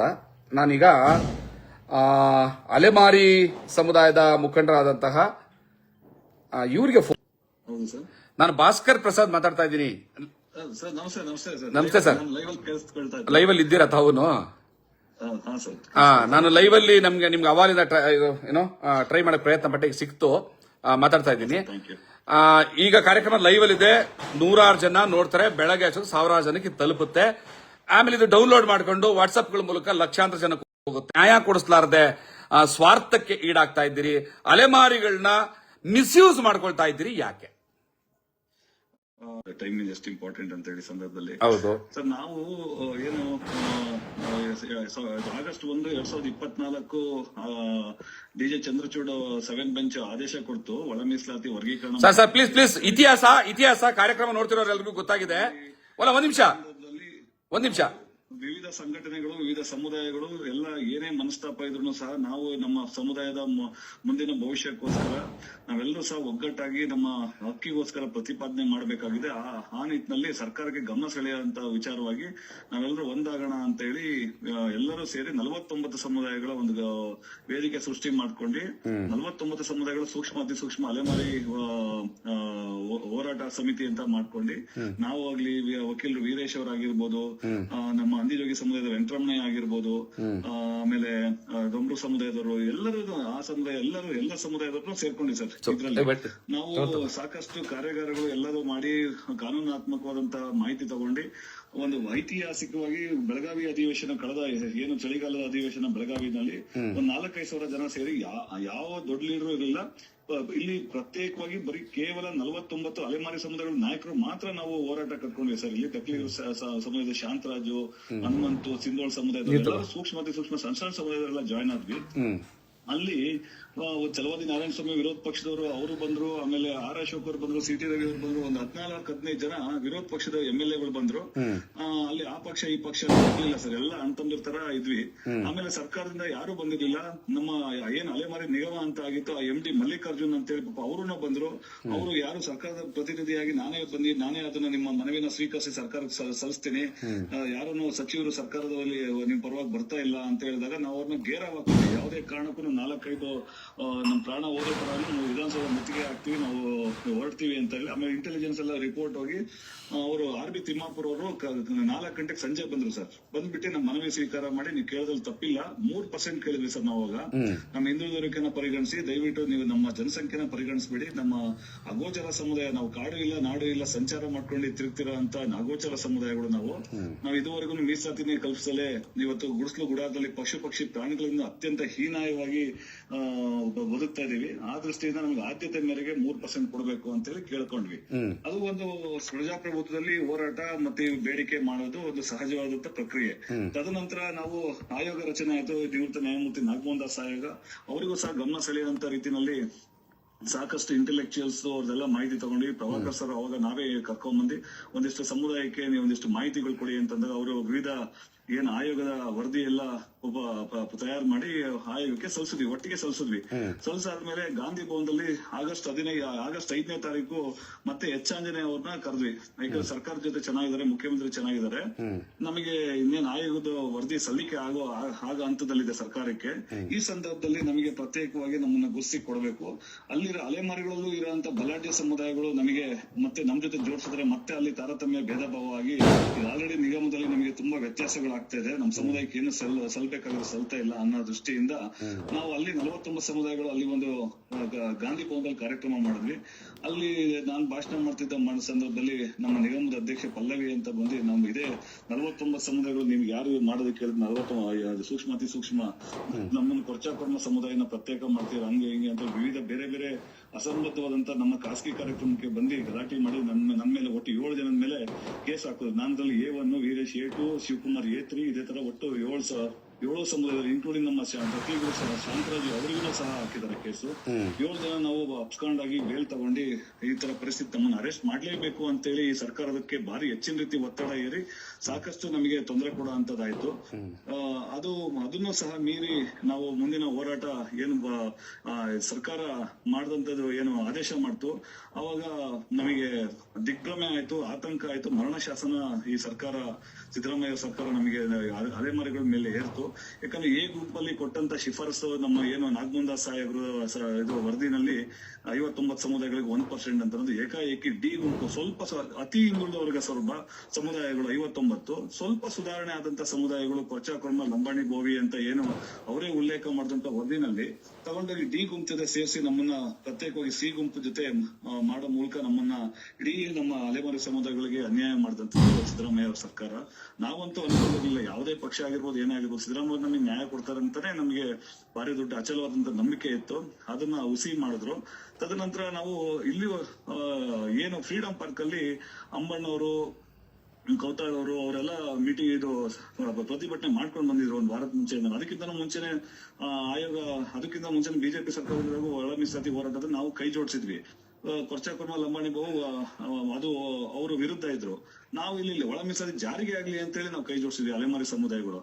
ಅದು ಒಂದು ಸಂಪರ್ಕ ಇತ್ತು. ಅವತ್ ರಾತ್ರಿ ಏನು ಮರಣ ಶಾಸನ 19ನೇ ತಾರೀಕು ಸೆಪ್ಟೆಂಬರ್ 19 ಆದ ಸಂದರ್ಭದಲ್ಲಿ ನಾವು ಫ್ರೀಡಂ ಪಾರ್ಕ್ ಬಂದಿದ್ದು ನಮಗೆ ಗೊತ್ತಾಗ್ಲಿಲ್ಲ ಯಾವ ರೀತಿ ಆ ಮರ್ಮ ಇರ್ತವೆ, ಯಾವ ರೀತಿ ಓಲೈಕೆ ರಾಜಕಾರಣ, ತುಷ್ಟೀಕರಣ ಹೆಂಗ್ ಮಾಡ್ತಾರೆ ನಮ್ಗೆ ಏನೂ ಗೊತ್ತಿಲ್ಲ. ನಾವು ನಿಜವಾಗ್ಲೂ ಬೆಳ್ಳಿಗರದಲ್ಲಿ ಹಾಲು ಅನ್ನೋ ಲೆಕ್ಕಕ್ಕೆ ಬಂದ್ವಿ. ಅಲ್ಲಿ ಬಂದಾದ್ಮೇಲೆ ಆ ಪಕ್ಷ ಈ ಪಕ್ಷ ಏನು ಕಲ್ಪನೆ ಇಲ್ಲ. 19ನೇ ತಾರೀಕು ಬಂದ್ವಿ. ಅವರು ನಮ್ಮ ವಾದಿರಾಜ್ ಅವ್ರು ಬಂದ್ರು. ಅಲ್ಲಿಗೆ ಸಂಜೆ 6:30ವರೆಗೆ ಅಧಿವೇಶನ ನಡೀತಾ ಇತ್ತು. ಬಂದಾದ್ಮೇಲೆ ನೀವು ಹೋರಾಟ ಕಟ್ಕೊಂಡು ಮಾಡಿ ಅಂತ ಹೇಳಿ ಅವರು ಒಂದಿಷ್ಟು ನನಗೆ ಪ್ರತ್ಯೇಕ ಸಲಹೆ ಕೊಡ್ತಿದ್ರು. ಅಲ್ಲಿ ವೇದಿಕೆನೆ ನಿರ್ಮಾಣ ಆಗಿಲ್ಲ. ಬಂದ ತಕ್ಷಣ ಅವ್ರ ಮೇಲೆ ಗಲಾಟೆ ಮಾಡಿ, ಕರಿಯಪ್ಪೋರ್ ಆಗಿರ್ಬೋದು, ಬೇರೆ ಬೇರೆ ಇದೆಲ್ಲ ವಿವಿಧ ನಮ್ಮ ಹಿರಿಯ ಸಹೋದರರೆಲ್ಲ. ಸರ್, ಈಗ ಒಂದು ನಿಮಿಷ ಆಗಿದೆ. ಒಂದು ನಿಮಿಷ ಸರ್, ಅಲ್ಲ ತುಂಬಾ ಇದು ಏನೋ ಲಾಂಗ್ ಹಿಸ್ಟ್ರಿ ಹೋಗ್ತಾ ಇದೆ. ಹಿಸ್ಟ್ರಿ ಅಲ್ಲ. ತದನಂತರ ಏನು 20ನೇ ತಾರೀಕು 21ನೇ ತಾರೀಕು ಆಯ್ತು. ನಮ್ಮ ಅಲ್ಲಿ ಏನು ವಿರೋಧ ಪಕ್ಷದ ಉಪನಾಯಕರು ಅರವಿಂದ್ ಬೆಲ್ಲದವ್ರು ಬಂದ್ರು. ಒಂದಿಷ್ಟು ಜನ ಅವ್ರನ್ನ ವೇದಿಕೆ ಮೇಲೆ ಹತ್ತಕ್ಕೆ ಬಿಡ್ಲಿಲ್ಲ, ಬಾರಿ ಗಲಾಟೆ ಮಾಡಿದ್ರು. 3 ಜನ MLA ಗಳು, ಮಾಜಿ ಉಪಮುಖ್ಯಮಂತ್ರಿ ಇವರು ಅಶ್ವಥ್ ನಾರಾಯಣ, ಆಮೇಲೆ ಇನ್ನೂ ಯಾರು ಬಂದಿದ್ರು, ಆಮೇಲೆ ಸಿಟಿ ರವಿ ಅವರು ಬಂದಿದ್ರು ಮತ್ತೊಂದಿನ. ಎಲ್ರಿಗೂ ಗಲಾಟೆ ಮಾಡಿ ಸರ್ಕಾರದಿಂದ ಒಬ್ರು MLA ಬರ್ಲಿಲ್ಲ ಸರ್. ವಿರೋಧ ಪಕ್ಷದಿಂದ ಬಂದ ಸಂದರ್ಭದಲ್ಲಿ ಅವರಿಗೂ ಅವಮಾನ ಮಾಡಿ, ಮಾತಾಡೋದಕ್ಕೂ ಬಿಡದಲ್ಲೇ ತುಂಬಾ ಕಸಿವಿಸಿ ಮಾಡಿ ಕಳ್ಸಿದ್ರು. ಅದಾದ್ಮೇಲೆ ಒಂದು ಸಾಮೂಹಿಕ ನಾಯಕತ್ವ, ಒಂದು ಸೆಪ್ಟೆಂಬರ್ 3ಕ್ಕೆ ಒಂದು ದೊಡ್ಡ ಒಂದು ಹೋರಾಟ ಮಾಡಿದ್ವಿ ಸರ್. ಐತಿಹಾಸಿಕ 7-8 ಸಾವಿರ ಜನ ಸೇರಿದ್ವಿ. ಅವತ್ತು ಸರ್ಕಾರದಿಂದ ಯಾರಿಗಾದ್ರೂ ಕರ್ಸ್ಬೇಕು ಅಂದ್ರೆ ನಾವು ಕರ್ಸ್ತೀವಿ ಅಂತಂದ್ರು. ಅದ್ರದ್ದೆಲ್ಲ ಸಂಪೂರ್ಣವಾಗಿ ಲೀಡ್ ಮಾಡ್ತಾ ಇದ್ದಿದ್ದು ನಮ್ಮ AS ಪ್ರಭಾಕರ್, ನಮ್ಮ ಹಂಪಿ ಕನ್ನಡ ವಿಶ್ವವಿದ್ಯಾಲಯ ಪ್ರೊಫೆಸರ್ ಅವರು. ಆಮೇಲೆ ಲೇಟ್ ಆಗಿ ನಮ್ಮ ನೂರ್ಶೀಧರ್ ಸರ್ ಜಾಯ್ನ್ ಆದ್ರು. ಇವರೆಲ್ಲ ಆದಂತ ಪ್ರಗತಿಪರರು ಇವರೆಲ್ಲ ಜಾಯ್ನ್ ಆಗಿ, ನಾನು ಹೇಳಿದೆ ನನಗೂ ಸಂಪರ್ಕ ಇದೆ, ನಾವು ಸ್ವಲ್ಪ ಸಣ್ಣದಾಗಿ ನಾನು ಒಂದು ರಾಷ್ಟ್ರೀಯ ಪಕ್ಷದಲ್ಲಿ ವಕ್ತಾರ ಇದ್ದೀನಿ, ಆಮೇಲೆ ಜೊತೆನಲ್ಲಿ ಯಾವ್ದು ಬೇರೆ ಬೇರೆ ಜವಾಬ್ದಾರಿಗಳು ಇದಾವೆ. ನನಗೆ ವಿರೋಧ ಪಕ್ಷ ಆದ್ರೂ ಪರವಾಗಿಲ್ಲ, DK ಶಿವಕುಮಾರ್ ಅವರಿಗೆ ನಾನೇ ಕರ್ಸ್ತೀನಿ ಸಮುದಾಯಕ್ಕೆ ಇದು ಅಂತ. ಯಾವುದೇ ಕಾರಣಕ್ಕೂ ಕರ್ಸೋದ್ ಬೇಡ, ಅವರು ಸಿದ್ದರಾಮಯ್ಯ ಅವ್ರು ಬೇಜಾರಾಗ್ಬಿಡ್ತಾರೆ, ಇಂಟೆಲಿಜೆನ್ಸ್ ರಿಪೋರ್ಟ್ ಸಿಕ್ಬಿಡುತ್ತೆ. ಅವರು ನೀವೇನಾದ್ರೂ DK ಶಿವಕುಮಾರ್ ಹತ್ರ ಹೋದ್ರೆ ಸಿದ್ದರಾಮಯ್ಯ ಭಾರಿ ಬೇಜಾರಾಗ್ಬಿಡ್ತಾರೆ, ಅವ್ರನ್ನ ಕರ್ಸೋದ್ ಬೇಡ, ಸ್ವಲ್ಪ ಕಾಯ್ದು ನೋಡೋಣ, ನಾವೇ ಯಾರಿಗಾದ್ರು ಕರ್ಸ್ತೀವಿ. ನಾವು ಗೌರವ ಅಂತ ಸಾಕಷ್ಟು ಪ್ರಗತಿಪರ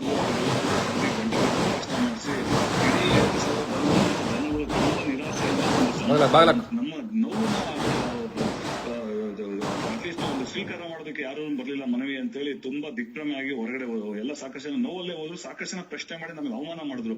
ಕ್ಯಾಕು ಸುಗಿದ್ರು ನಮಗೆ ಫೋನ್ ಮಾಡಿ, ನಮ್ಮನ್ನ ಯಾವ್ದಕ್ಕೂ ಕರಿಬೇಡಿ ಅಂತಂದ್ರು. ಆಮೇಲೆ ಇದ್ದಕ್ಕಿದ್ದಂಗೆ ಇವರೇ ದೆಹಲಿ ಚಲೋ ಕರೆ ಕೊಟ್ಬಿಟ್ರು ನಮ್ಮ AS ಪ್ರಭಾಕರ್, ಇವರೆಲ್ಲ ನೂರ್ಶೀಧರ್, ಅಮ್ಮಣ್ಣವರೆಲ್ಲ. ತದನಂತರ ಒಂದು 15 ದಿನ ಮುಂಚೆನೆ ಅವರು ಡೆಲ್ಲಿಗೆ ಹೋಗ್ಬಿಟ್ಟು ಅಪಾಯಿಂಟ್ಮೆಂಟ್ ಸಿಕ್ಕಾಗ್ಬಿಟ್ಟಿದೆ ಅಂತ ಹೇಳಿ ಅಲ್ಲೂ ಪ್ರೆಸ್ ಮೀಟ್ ಮಾಡೋದು ಸರ್. ಡೆಲ್ಲಿಲಿ 35,000 ರೂಪಾಯಿ ಒಂದು ದಿನಕ್ಕೆ ಪ್ರೆಸ್ ಮೀಟಿಂಗ್ ಅಲ್ಲಿ ಕರ್ನಾಟಕ ಭವನದಲ್ಲಿ ಪ್ರೆಸ್ ಮೀಟ್ ಮಾಡಿ 2ನೇ ತಾರೀಕು ಏನು ಗಾಂಧಿ ಜಯಂತಿ ಇದೆ, ಅಲ್ಲಿ ಪುಷ್ಪಾರ್ಚನೆ ಮಾಡೋದಕ್ಕೆ ಗಾಂಧಿ ಸ್ಮಾರಕಕ್ಕೆ ಬರ್ತಾರೆ, ಶಕ್ತಿ ಘಾಟ್ಗೆ, ಅಲ್ಲೂ ಸಿಗ್ತಾರೆ. ಆಮೇಲೆ ಜಂತರ್ ಮಂತರ್ಗೂ ಬರ್ತಾರೆ. ಅಕಸ್ಮಾತ್ 2 ಕಡೆ ಬರ್ಲಿಲ್ಲ ಅಂತಂದ್ರೆ ನಾವು AICC ಕಚೇರಿನ ಮುತ್ತಿಗೆ ಹಾಕೋಣ ಅಂತ ಹೇಳಿ ನಮಗೆ ಕರೆ ಕೊಟ್ಟು ನಮ್ಮನ್ನೆಲ್ಲ ಜನ ಸೇರಿಸ್ಬಿಡಿ ಅಂತೆಲ್ಲ ಹೇಳಿದ್ರು. ಸರಿ, ಇವ್ರ ಮೇಲೆ ನಂಬಿಕೆ ನಮಗೆ. ಆಮೇಲೆ ಆಯ್ತು ಅಂತೇಳಿ ನಾವು ಸಹ ಒಂದಿಷ್ಟು ದೇಶದ ಗಮನ ಸೆಳಿಬಹುದು, ಆಮೇಲೆ ಸರ್ಕಾರಕ್ಕೂ ಬಿಸಿ ಮುಟ್ಸಂತದ್ದಾಗ್ಬೋದು. ಮತ್ತೆ ಇನ್ನೊಂದು ಅಲ್ಟಿಮೇಟ್ಲಿ ರಾಹುಲ್ ಗಾಂಧಿಗೆ ಒಂದಿಷ್ಟು ಸಂವಿಧಾನದ ಬಗ್ಗೆ ಮಾತಾಡ್ತಾ ಇರ್ತಾರೆ, ಸಾಮಾಜಿಕ ನ್ಯಾಯದ ಬಗ್ಗೆ ಮಾತಾಡ್ತಾ ಇರ್ತಾರೆ, ಒಂದಿಷ್ಟು ಕಳಕಳಿ ವ್ಯಕ್ತಪಡಿಸಬಹುದು ನಮಗೆ ಆಗಿರೋಂತ ಅನ್ಯಾಯದ ಬಗ್ಗೆ ಅಂತ. ಒಂದು ಆ ಪಕ್ಷ ಈ ಪಕ್ಷ, ಆ ರಾಜಕಾರಣ ಈ ರಾಜಕಾರಣ, ನನಗೂ ಒಂದು ಯಾವ್ದೋ ರಾಜಕೀಯ ಪಕ್ಷದಲ್ಲಿ ನಾನು ರಾಷ್ಟ್ರದಲ್ಲಿ ರಾಷ್ಟ್ರೀಯ ರಾಜಕಾರಣದ ಒಂದು ಪಕ್ಷದಲ್ಲಿ ಇದ್ರೂ ಸಹ ನನಗೂ ಮುಜುಗರ ಕಸಿವಿಸಿ ಆದ್ರೂ ಪರವಾಗಿಲ್ಲ, ಸಮುದಾಯಕ್ಕೆ ಅನುಕೂಲ ಆಗ್ಲಿ ಅನ್ನೋ ದೃಷ್ಟಿಯಿಂದ ಮುಂಚೆನೆ ಹೋದೆ. ಅಲ್ಲೆಲ್ಲ ಪರಿಶೀಲನೆ ಮಾಡಿದಾಗ ಜಂತರ್ ಮಂತರಿಗೆ ಮಾತ್ರ ಪ್ರದರ್ಶನ ಮಾಡೋದಕ್ಕೆ ಸೀಮಿತವಾಗಿ ಇವರು ಆಯೋಜನೆ ಮಾಡ್ತಾ ಇದ್ರು.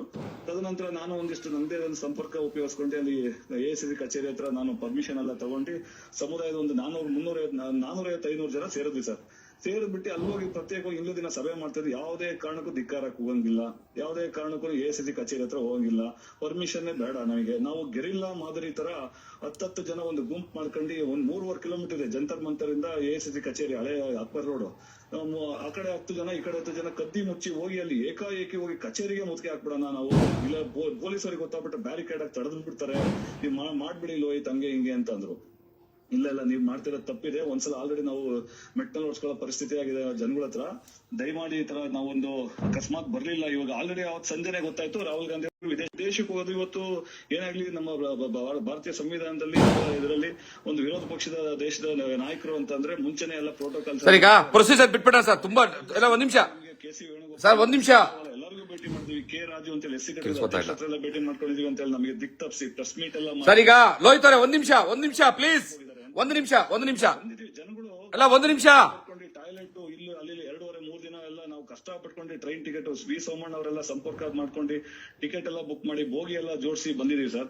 ಸಾಕಷ್ಟು ಜನ ಮತ್ತೆ ಅವರು ನಿರಾಸೆಗೆ ಹೋಗ್ಬಾರ್ದು, ಒಂದು ಪ್ರತಿಭಟನೆ, ಒಂದು ನೋವು ಆಕ್ರೋಶನಾದ್ರೂ ವ್ಯಕ್ತಪಡಿಸಬೇಕು ಅಂತ ಕೇಳ್ಕೊಂಡಾಗ ಯಾವುದೇ ಕಾರಣಕ್ಕೂ ಹೋಗಿಲ್ಲ ಅಂತ ಹೇಳಿದ್ರು.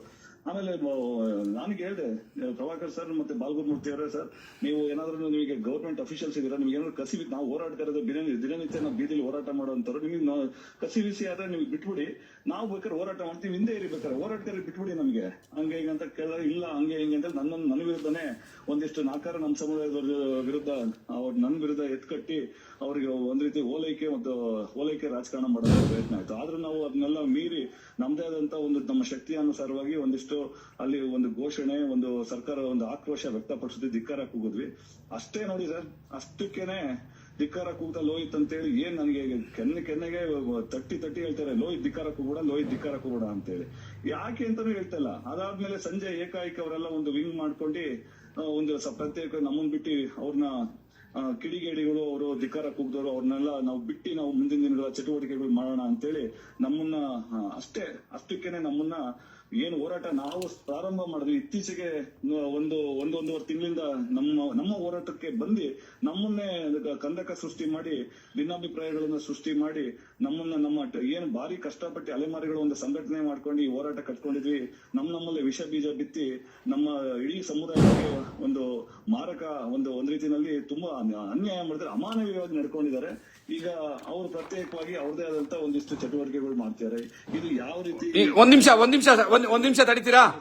ಒಂದು ನಿಮಿಷ ತಡಿತೀರಾ ಅಂದೆ ಸರ್. ಒಂದು ನಿಮಿಷ ತಡೀರಿ, ಒಂದು ನಿಮಿಷ.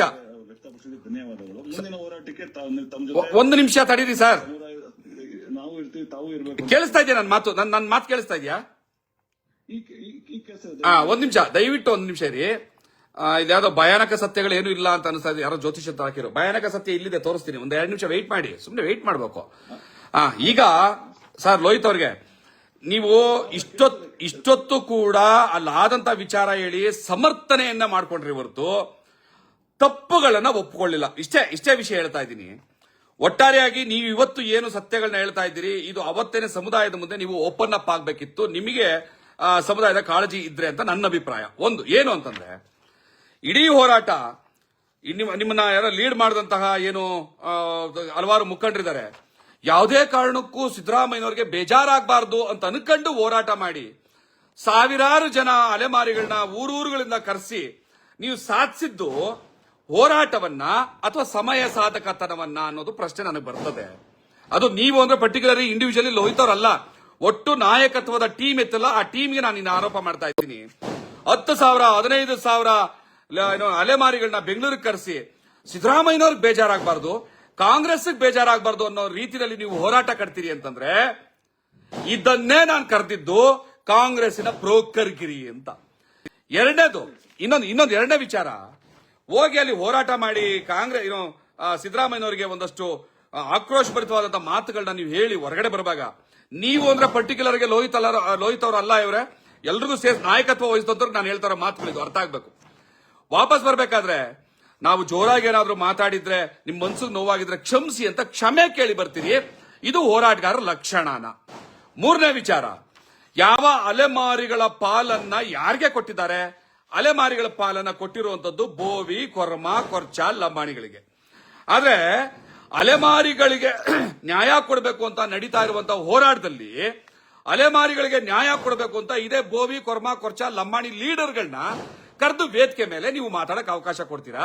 ಇದಂತ ಡಬಲ್ ಸ್ಟ್ಯಾಂಡರ್ಡ್. ನಿಮ್ಮ ಪಾಲನ ಯಾರು ತಗೊಂಡಿದ್ದಾರೆ ಅವ್ರ ಮೂಲಕನೇ ನೀವು ಕರೆದು ನ್ಯಾಯ ಕೊಡಿ ಅಂತ ಮಾತಾಡ್ತೀರಿ, ಹೋರಾಟವನ್ನ ಅವ್ರ ಜೊತೆಲಿ ಕಟ್ತೀರಿ. ಆಯ್ತಾ? ಮೂರನೇದು. ನಾಲ್ಕನೇದು, ನಿಮ್ಮ ವೇದಿಕೆಗೆ ಯಾರು ಕಾಂಗ್ರೆಸ್ ಅನ್ನ ನೇರವಾಗಿ ವಿರೋಧಿಸ್ತಾರೆ ಅವ್ರಿಗೆ ಪ್ರವೇಶ ಇಲ್ಲ ಅಂತ ಅನೌನ್ಸ್ ಮಾಡ್ತೀರಿ. ನಾಲ್ಕಾಯ್ತಾ? ಐದನೇದು, ದೆಹಲಿಗೆ ಹೋಗ್ತೀರಿ.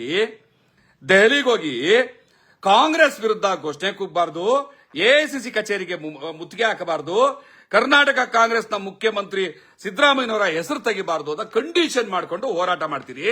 ಹಾಗಾದ್ರೆ ಡೆಲ್ಲಿಗೆ ಹೋಗಿದ್ದೇನೋ ಬೆಣ್ಣೆ ಬಿಸ್ಕೆಟ್ ತಿನ್ನೋದಕ್ಕ ಅಥವಾ ಪ್ರತಿಭಟನೆ ಮಾಡೋದಕ್ಕ? ಎಲ್ಲದಕ್ಕಿಂತ ಹೆಚ್ಚಾಗಿ ಅತ್ಯಂತ ಭಯಾನಕ ವಿಚಾರ ಏನು ಅಂತಂದ್ರೆ, ಅಲೆಮಾರಿ ಸಮುದಾಯಗಳನ್ನ ಹೇಗೆ ವಂಚನೆ ಮಾಡ್ತಾ ಇದ್ದೀರಿ ನೀವು ಅಂತಂದ್ರೆ, ಅಲೆಮಾರಿ ಸಮುದಾಯಗಳ ಹೆಸರನ್ನ ಹೇಳ್ಕೊಂಡು ಎಂತ ಮಾತೃದ್ರೋಹ ಮಾಡಿದ್ದಾರೆ ಲೀಡರ್ಸ್ಗಳು ಅಂತಂದ್ರೆ ಇಲ್ಲಿದೆ. ಇದನ್ನ ಆಮೇಲೆ ನಾನು ಅದನ್ನ ಫೋಟೋ ತೆಗೆದು ನನ್ನ ಕಮೆಂಟ್ ಬಾಕ್ಸ್ ಅಲ್ಲಿ ಹಾಕ್ತೀನಿ, ಓದ್ತೀನಿ. ಇದ್ದೀರಲ್ಲ, ಲೈನಲ್ಲಿ ಇದ್ದೀರಲ್ವಾ ಲೋಹಿತವ್ರೆ? ನೋಡಿ ಓದ್ತೀನಿ. ಕಾರ್ಯಕ್ರಮ ನೋಡ್ತಾ ಇರೋದು ದರಗೆ ದೊಡ್ಡವರು, ಇದು ಕೇಳಿಸ್ಕೊಳ್ಳಿ. ಇದು ತಾಯಿಗಂಟನ ಅಂತ ಕರೆಯೋದು ನಾವು ಇದನ್ನ. ಇಲ್ಲಿದೆ ನೋಡಿ, ಹೇಳ್ತೀನಿ. ಆಲ್ ಇಂಡಿಯಾ ಕಾಂಗ್ರೆಸ್ ಕಮಿಟಿ ಅವರ ಲೆಟರ್ ಅಲ್ಲಿ ಇರುವಂತದ್ದು ಇದು. All India Congress committee, all India Congress committee SC department ಇದರಲ್ಲಿ ಒಂದು ನೋಟಿಫಿಕೇಶನ್ ಮಾಡಿದ್ದಾರೆ. ನೋಟಿಫಿಕೇಶನ್ ಡೇಟೆಡ್ 27ನೇ ತಾರೀಕು ಅಕ್ಟೋಬರ್ 2022, 22ನೇ ಇಸ್ವಿದು ನೋಟಿಫಿಕೇಶನ್ ಇದು. ಇದರಲ್ಲಿ as approved by Shri K Raju ji, national coordinator AICC SC ST OBC and minority department. ಕಾಂಗ್ರೆಸ್ಸಿನ SC ST OBC and minority ಡಿಪಾರ್ಟ್ಮೆಂಟಿನ ರಾಷ್ಟ್ರೀಯ chief coordinator K Raju ಅವರು ಆಸ್ ಅಪ್ರೂವ್ಡ್, ಅವರು ಅಪ್ರೂವ್ ಮಾಡಿರುವಂತಹ ಲೆಟರ್ ಏನ್ ಹೇಳುತ್ತಿದ್ರಲ್ಲಿ, this is to notify that ಏನದೋ ಗುಮಂತು ನಿಮ್ಮ ಇದು ಟ್ರೈಬ್ಸ್ ಗಳಿಗೆ ಹೇಳುವಂತ ಇನ್ನೊಂದು ಹೆಸರು ಅದು. ಹಿಂದಿನಲ್ಲಿ ಅಲೆಮಾರಿಗಳಿಗೆ ಗುಮಂತು. ಓಕೆ, ಗುಮಂತು. ಅದೇ ನಿಮ್ದ ಎಲ್ರಿಗೂ ನೋಡೋರಿಗೆಲ್ಲ ಅರ್ಥ ಆಗ್ಬೇಕಲ್ಲ. ಗುಮಂತು, ಅರ್ಧ ಗುಮಂತು ಅಂಡ್ ವಿಮುಖಿ ಏನದು Vimukti Janajati task force, Vimukti Janajati task force. ಓಕೆನಾ? This is to notify that a Ghumantu, Ardh Ghumantu and Vimukti Janajati task force in the SC department is established to raise the issue of nomadic. ಅಲೆಮಾರಿಗಳ ಇಶ್ಯೂಗಳನ್ನ ರೈಸ್ ಮಾಡೋದು, ಅಡ್ರೆಸ್ ಮಾಡೋದು, ಅವರ ಸಮಸ್ಯೆಗಳನ್ನ ಕೇಳೋದಕ್ಕೆ ಕಾಂಗ್ರೆಸ್ಸಿನ SC ಡಿಪಾರ್ಟ್ಮೆಂಟ್ ಅಲ್ಲಿ ಇದೊಂದು ಇದನ್ನ ತೆಗೆದು, ಇದೊಂದು ವಿಭಾಗವನ್ನು ತೆಗೆದು issues of nomadic, semi-nomadic and denotified tribe communities and mobilizing them to strengthen the Congress party. Congress ಪಾರ್ಟಿಯ ಶಕ್ತಿಯನ್ನ ವೃದ್ಧಿಗೊಳಿಸೋದಕ್ಕೆ ಅರೆಮಾರಿಗಳು, ಅರೆ ಅಲೆಮಾರಿಗಳು, ನೊಮ್ಯಾಡಿಕ್ ಟ್ರೈಬ್ಸ್ ಏನೇನೆಲ್ಲ ಇದಾವಲ್ಲ ಜಾತಿಯವ್ರನ್ನೆಲ್ಲ, ಅವರೆಲ್ಲರನ್ನೂ ಕೂಡ ಗಟ್ಟಿಗೊಳಿಸೋದಕ್ಕೆ, ಕಾಂಗ್ರೆಸ್ ನ ಸ್ಟ್ರೆಂತ್ ಮಾಡೋದಕ್ಕೆ, ಗಟ್ಟಿಗೊಳಿಸೋದಕ್ಕೆ, ಸಂಘಟನೆ ಮಾಡೋದಕ್ಕೆ, ಅವರ ಸಮಸ್ಯೆಗಳನ್ನ ಕೇಳೋದಕ್ಕೆ ಇದೊಂದು ಕಾಂಗ್ರೆಸ್ ಕಮಿಟಿ ಪಕ್ಷದ. ಇದರಲ್ಲಿ Ghumantu, Ardh Ghumantu and Vimukti Janajati task force SC department AICC ನಲ್ಲಿ 6 ಜನ ಆಯ್ಕೆ ಮಾಡ್ತಾರೆ. ಈಗೇನು ಕರ್ನಾಟಕದಿಂದ ಅಲೆಮಾರಿಗಳ ಪರವಾಗಿ ನ್ಯಾಯ ಕೊಡಿಸಬೇಕು ಅಂತ ದೆಹಲಿಗೆ ಕರ್ಕೊಂಡೋಗಿದ್ರಲ್ಲ, ದೆಹಲಿಗೆ ಕರ್ಕೊಂಡಂತ ಟೀಮ್ ಇದೆಯಲ್ಲ, ಆ ಟೀಮ್ ಅಲ್ಲಿ ಒಬ್ರು ಗೌರವಾನ್ವಿತರಿದ್ದಾರೆ, ಪ್ರೊಫೆಸರ್ ಇದ್ದಾರೆ, ಸರ್ಕಾರಿ ನೌಕರರಿದ್ದಾರೆ. ಮೊದಲನೇದು ಸೀರಿಯಲ್ ನಂಬರ್ 1 ನೇಮ್ ಬಲಕೃಷ್ಣ ರೆನ್ಕೆ, ಈ ಸಮಿತಿಯ ಅಡ್ವೈಸರ್. ಎರಡನೇದು ಪ್ರೊಫೆಸರ್ ಗಣೇಶ್ ದೇವಿ, ಪ್ರೊಫೆಸರ್ ಗಣೇಶ್ ದೇವಿ ಗೊತ್ತಿದೆ ಅಲ್ಲ, ಅವರು ಅಡ್ವೈಸರ್. ಕಾಂಗ್ರೆಸ್ ಪಾರ್ಟಿಯ SC ಡಿಪಾರ್ಟ್ಮೆಂಟ್ನಲ್ಲಿ ನೇಮಕಾತಿ ಆಗಿರೋದು ಇದು. ಮೂರನೇದು ಮೊಹಮ್ಮದ್ ಸಾದಿಕ್ ಅಡ್ವೈಸರ್. ನಾಲ್ಕನೇದು ಕಾಲುರಾಮ್ ಅಡ್ವೈಸರ್. ಐದನೇದು ಸುರೇಶ್ ಮಲ್ವಾ ನ್ಯಾಷನಲ್ ಕೋಆರ್ಡಿನೇಟರ್. ಆರನೇದು ನೀವು ದೆಹಲಿನಲ್ಲಿ ಈ ಅಲೆಮಾರಿಗಳಿಗೆ ನ್ಯಾಯ ಕೊಡಿಸಬೇಕು ಅಂತ ಹೋರಾಟ ಮಾಡ್ತಿದ್ದಂತ ಒಂದು ಟೀಮ್ ಇತ್ತಲ್ಲ, ಆ ಟೀಮಲ್ಲಿ ನೂರ್ ಶ್ರೀಧರ್ ಅವರಿದ್ರು, ನಮ್ಮ ಕರಿಯಪ್ಪ ಗುಡಿಮನಿಯವರಿದ್ರು. ಕರ್ನಾಟಕದಿಂದ ಹೋರಾಟದ 1-2-4 ದಿವಸ ನಮ್ಮ ಒಳ ಮೀಸಲಾತಿ ಹೋರಾಟಗಾರರು ಅನ್ಸ್ಕೊಂಡ ಪುಣ್ಯಾತ್ಮರೆಲ್ಲ ಹೋಗಿ ಬಂದ್ರು. ಯುವಕರು ಕರ್ನಾಟಕದಲ್ಲಿ ಈ ಚಳುವಳಿಗಳಿಗೆ ಕೆಲಸ ಮಾಡ್ತಾರಂತ ಯುವಕರು, ಅವ್ರನ್ನ ತಪ್ಪಕ್ಕೆ ಸಿಕ್ಸಲ್ಲ. ಯಾಕೆ ಅಂತಂದ್ರೆ ಅವ್ರು ಇನ್ನೂ ಯುವಕರಿದ್ದಾರೆ, ಈ ದೊಡ್ಡವ್ರ ಮಾತು ಮೀರಕ್ ಆಗ್ತಿಲ್ಲ. ಇವ್ರ ಜೊತೆನಲ್ಲಿ ಕಂಪ್ಲೀಟ್ ಕೋಆರ್ಡಿನೇಷನ್ ಅಲ್ಲಿ ಅಲೆಮಾರಿಗಳಿಗೂ ಕರ್ನಾಟಕದ ಪ್ರಗತಿಪರರು ಅಂತ ಹೇಳ್ಕೊಳ್ಳೋದಕ್ಕೂ ಬ್ರಿಡ್ಜ್ ಆಗಿ ಕೆಲಸ ಮಾಡ್ತಿದ್ದಂತವ್ರು ಒಬ್ರು ಇದ್ದಾರೆ, ಡಾಕ್ಟರ್ ಎಸ್ ಪ್ರಭಾಕರ್. ಇವ್ರ ಬಗ್ಗೆ ನಂಗೆ ತುಂಬಾ ಗೌರವ ಇದೆ, ಇಲ್ಲ ಅಂತಲ್ಲ. ಆದರೆ ಒಬ್ಬ ಸರ್ಕಾರಿ ನೌಕರರಾಗಿದ್ಕೊಂಡು, ಹೌದಲ್ವಾ ಲೋಹಿತ್ ಅವರೇ, ಅವ್ರು ಸರ್ಕಾರಿ ನೌಕರಲ್ವಾ? ಹೌದು ಸರ್, ಹೌದು. ಹಂಪಿ ವಿಶ್ವವಿದ್ಯಾಲಯದ ಪ್ರೊಫೆಸರ್ ಅಲ್ವಾ? ಹೌದು ಸರ್, ಹೌದು. ನನಗೆ ನೀವು ಇದನ್ನು ಕ್ಲಿಯರ್ ಮಾಡಿ. ಹಂಪಿ ವಿಶ್ವವಿದ್ಯಾನಿಲಯದ ಪ್ರೊಫೆಸರ್ ಎಸ್ ಪ್ರಭಾಕರ್ ಸರ್ಕಾರಿ ನೌಕರರಾಗಿ ಕಾಂಗ್ರೆಸ್ ಪಕ್ಷದ ಸದಸ್ಯತ್ವವನ್ನ, ಕಾಂಗ್ರೆಸ್ ಪಕ್ಷದ ಒಂದು ಉಪಸಮಿತಿಯ ಸದಸ್ಯರಾಗಿ, ಅಂದ್ರೆ ನ್ಯಾಷನಲ್ ಕನ್ವೀನರ್ ಆಗಿ ಹೆಂಗೆ ಆಯ್ಕೆ ಆಗ್ತಾರೆ? ಇದು ಸಂಪೂರ್ಣವಾಗಿ ಅಸಂವಿಧಾನಿಕ ಮತ್ತೆ ಕಾನೂನು ಬಾಹಿರ ಸರ್. ಇದೆಲ್ಲ ನಿಮ್ಗೆ ಗೊತ್ತಿತ್ತಾ? ಈ ವಿಷಯಗಳೇನಾದ್ರು ಗೊತ್ತಿತ್ತಾ ನಿಮ್ಗೆ? ಪಕ್ಷ ಪರಿಗಣಿಸ್ತು ಅನ್ನೋದು ಗೊತ್ತಿಲ್ಲ. ಅಲ್ಲ, ಈ ವಿಷಯಗಳು ನಿಮ್ಗೆ ಗೊತ್ತಿತ್ತಾ? ರಾಜಕೀಯ ಪಕ್ಷದಲ್ಲಿ ಇರೋದ್ರಿಂದ, ಬಟ್ ಇದು ಆ ರೀತಿ ಅವಕಾಶಗಳಿಲ್ಲ. ಈ ವಿಷಯಗಳು ನಿಮಗೆ ಗೊತ್ತಿತ್ತಾ? ಪಕ್ಷ ಆಯ್ಕೆ ಮಾಡಿದ್ರು ಸಹ ಇವರು ಪ್ರಭಾಕರ್ ಸರ್ ನಾನು ಸಂಪರ್ಕ ಮಾಡಿದೆ, ನನಗೂ ಮಾಹಿತಿ ದೆಹಲಿಯಿಂದ ಬಂದಾದ್ಮೇಲೆ ಅವ್ರ ಪಕ್ಷದವರೇ ನೋಡಿ ಈ ತರ ಎಲ್ಲ ನಿಮ್ದು ಹೋರಾಟ ಎಲ್ಲ ದಿಕ್ತಪ್ಸ ಅಂತ ಆಗಿದೆ ಅಂತ ಹೇಳಿ ಅವ್ರ ಪಕ್ಷದ ಒಂದು ಬಾರಿ ಈ ನಮ್ಮ ರಾಜ್ಯದ ಮುಖಂಡರು ನನಗೆ ಕಳಿಸ್ಕೊಟ್ರು. ಒಂದು ನಿಮಿಷ ಈಗ ಕಟ್ಟಾಗೋಯ್ತಾ? ಈಗ ಸರ್ಕಾರಿ ಒಂದ್ ನಿಮಿಷ ಆಗೇರಿ ಲೈನಲ್ಲಿರಿ. ಸರ್ಕಾರಿ ನೌಕರರಾಗಿದ್ಕೊಂಡು, ಪ್ರೊಫೆಸರ್ ಆಗಿದ್ಕೊಂಡು, ಮಕ್ಕಳುಗಳಿಗೆ ಪಾಠ ಮಾಡಬೇಕಾಗಿದ್ದವರಾಗಿದ್ಕೊಂಡು, ಕಾಂಗ್ರೆಸ್ ಪಕ್ಷದ, ಅದು 2022ರಲ್ಲಿ ಕಾಂಗ್ರೆಸ್ ಪಕ್ಷದ ಬಲವೃದ್ಧಿ, ಕಾಂಗ್ರೆಸ್ ಪಕ್ಷನ ಗಟ್ಟಿಗೊಳಿಸೋದಕ್ಕೋಸ್ಕರ ನೇಮಕ ಆಗಿರುವಂತಹ ಎಸ್ ಪ್ರಭಾಕರ್ ಅವರು ಅಲೆಮಾರಿಗಳನ್ನ ಕಟ್ಟಿಕೊಂಡು ದೆಹಲಿಗೆ ಕರ್ಕೊಂಡೋಗಿ ಅಲೆಮಾರಿಗಳಿಗೆ ನ್ಯಾಯ ಕೊಡ್ಸಕ್ಕಾಗತ್ತಾ? ಕಾಂಗ್ರೆಸ್ ಅನ್ನ ಗಟ್ಟಿಗೊಳಿಸಕ್ಕಾಗತ್ತಾ? ಕಾಂಗ್ರೆಸ್ ಅನ್ನ ಗಟ್ಟಿಗೊಳಿಸೋದಕ್ಕೋಸ್ಕರ ನೇಮಕವಾದಂತಹ ಈ ಸಮಿತಿಯಲ್ಲಿ ಇದ್ದುಕೊಂಡು ಅಲೆಮಾರಿಗಳನ್ನ ದೆಹಲಿಗೆ ಕರ್ಕೊಂಡೋಗಿ ಕೊನೆಗಾಗಿದ್ದೇನು? ಯಾರು ಪಟಾಕಿ ಹೊಡಿಬೇಡ ಅಂತ ಹೇಳ ಅವ್ರಿಗೆ. ಕೊನೆಗಾಗಿದ್ದೇನು? ನಮಗೆ ನ್ಯಾಯ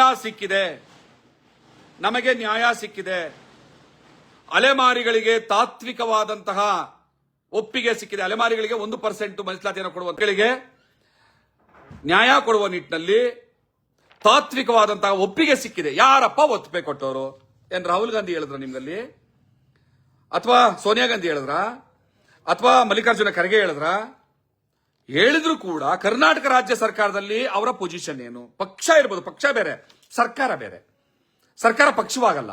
ಪಕ್ಷದಿಂದ ಆಯ್ಕೆ ಆದವ್ರು ಸರ್ಕಾರ ರಚನೆ ಮಾಡಕ್ ಬರ್ಬೋದು. ಇಲ್ಲಿ ನಿಮಗೆ ತಾತ್ವಿಕ ಒಪ್ಪಿಗೆ ಕೊಟ್ಟಿದ್ದಾರೆ ಮುಖ್ಯಮಂತ್ರಿನ, ಸಮಾಜ ಕಲ್ಯಾಣ ಇಲಾಖೆ ಸಚಿವನ, ಕಾನೂನು ಸಚಿವನ. ನಿಮಗೆ ಅಲ್ಲಿ ಮಾತಾಡಿ ನಿಮಗೆ ಆಯ್ತು, ನಿಮ್ಗೇನೋ ನ್ಯಾಯ ಕೊಡ್ಸೋಣ ಅಂತ ಹೇಳಿದ್ಯಾರು? ನಿಮ್ಮ ಪ್ರಕಾರ BK ಹರಿಪ್ರಸಾದ್ ಅವರು ನಿಮ್ಮ ಹತ್ರ ಮಾತಾಡಿ ನಿಮ್ಗೆ ನ್ಯಾಯ ಕೊಡ್ತೀನಿ ಅಂತ ಹೇಳಿದ ಕೂಡಲೇ ನೀವು ಬೆಂಗಳೂರಿಗೆ ಬಂದು ತಾತ್ವಿಕವಾದ ಒಪ್ಪಿಗೆ ಸಿಕ್ಕಿದೆ, ಅಲೆಮಾರಿಗಳ ಹೋರಾಟಕ್ಕೆ ಜಯ, ಅಲೆಮಾರಿಗಳಿಗೆ ನ್ಯಾಯ ಸಿಕ್ಕಿದೆ, ಅಲೆಮಾರಿಗಳಿಗೆ ಐತಿಹಾಸಿಕ ಜಯ ಅಂತ ಪುಂಗಿ ಊದ್ಕೊಂಡು ನೆಕ್ಸ್ಟ್ ಗುರುವಾರ ಆಮೇಲೆ ಬಸವರಾಜ್ ಕೌತಾಳ್ ಅವರು ಒಂದು ವಿಡಿಯೋವನ್ನ ಮಾಡಿ ಅಲೆಮಾರಿಗಳಿಗೆ ನ್ಯಾಯ ಕೊಡೋದಕ್ಕೆ ಸರ್ಕಾರ ಒಪ್ಕೊಂಡಿದೆ. ತಾತ್ವಿಕ ಒಪ್ಪಿಗೆ, ಎಂತದ್ದು ತಾತ್ವಿಕ ಒಪ್ಪಿಗೆ ನನಗೆ ಗೊತ್ತಿಲ್ಲ. ತಾತ್ವಿಕ ಒಪ್ಪಿಗೆ ಸಿಕ್ಕಿದೆ, ಅಲೆಮಾರಿಗಳಿಗೆ ನ್ಯಾಯ ಸಿಕ್ಕಿದೆ.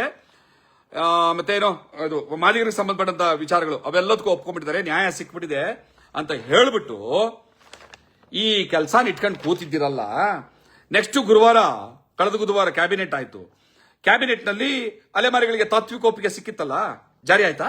ಕ್ಯಾಬಿನೆಟ್ ಒಪ್ಕೊಂತ ಹಾಗೆ ಬಡ್ತಿ ನೇಮಕಾತಿನಲ್ಲಿ ಮಾದಿಗರದು, ಆಮೇಲೆ SCP TSP ಹಣದಲ್ಲಿ, ರಾಜಕಾರಣದಲ್ಲಿ ಎಲ್ಲದರಲ್ಲೂ ಕೂಡ ಸರ್ಕಾರ ಒಪ್ಕೊಂಡ್ಬಿಟ್ಟಿದೆ, ನ್ಯಾಯ ಸಿಗುತ್ತೆ, ಕ್ಯಾಬಿನೆಟ್ ಬರುತ್ತೆ ಅಂತ ಪುಂಗಿ ಓದಿದ್ರಲ್ಲ, ಬಂತ? ಯಾಕೆ ಅಲೆಮಾರಿಗಳಿಗೆ ನ್ಯಾಯ ಮಾಡ್ತಾ ಇದ್ದೀರಿ? ಈ ಟೀಮ್ ನಲ್ಲಿ ನೀವು ವಿರೋಧ ಇಟ್ಕೊಂಡಿರ್ಬೋದು ಸರ್ ಲೋಹಿತ್ ಅವರು, ಕೇಳಿಸ್ತಾ ಇದೆಯಾ?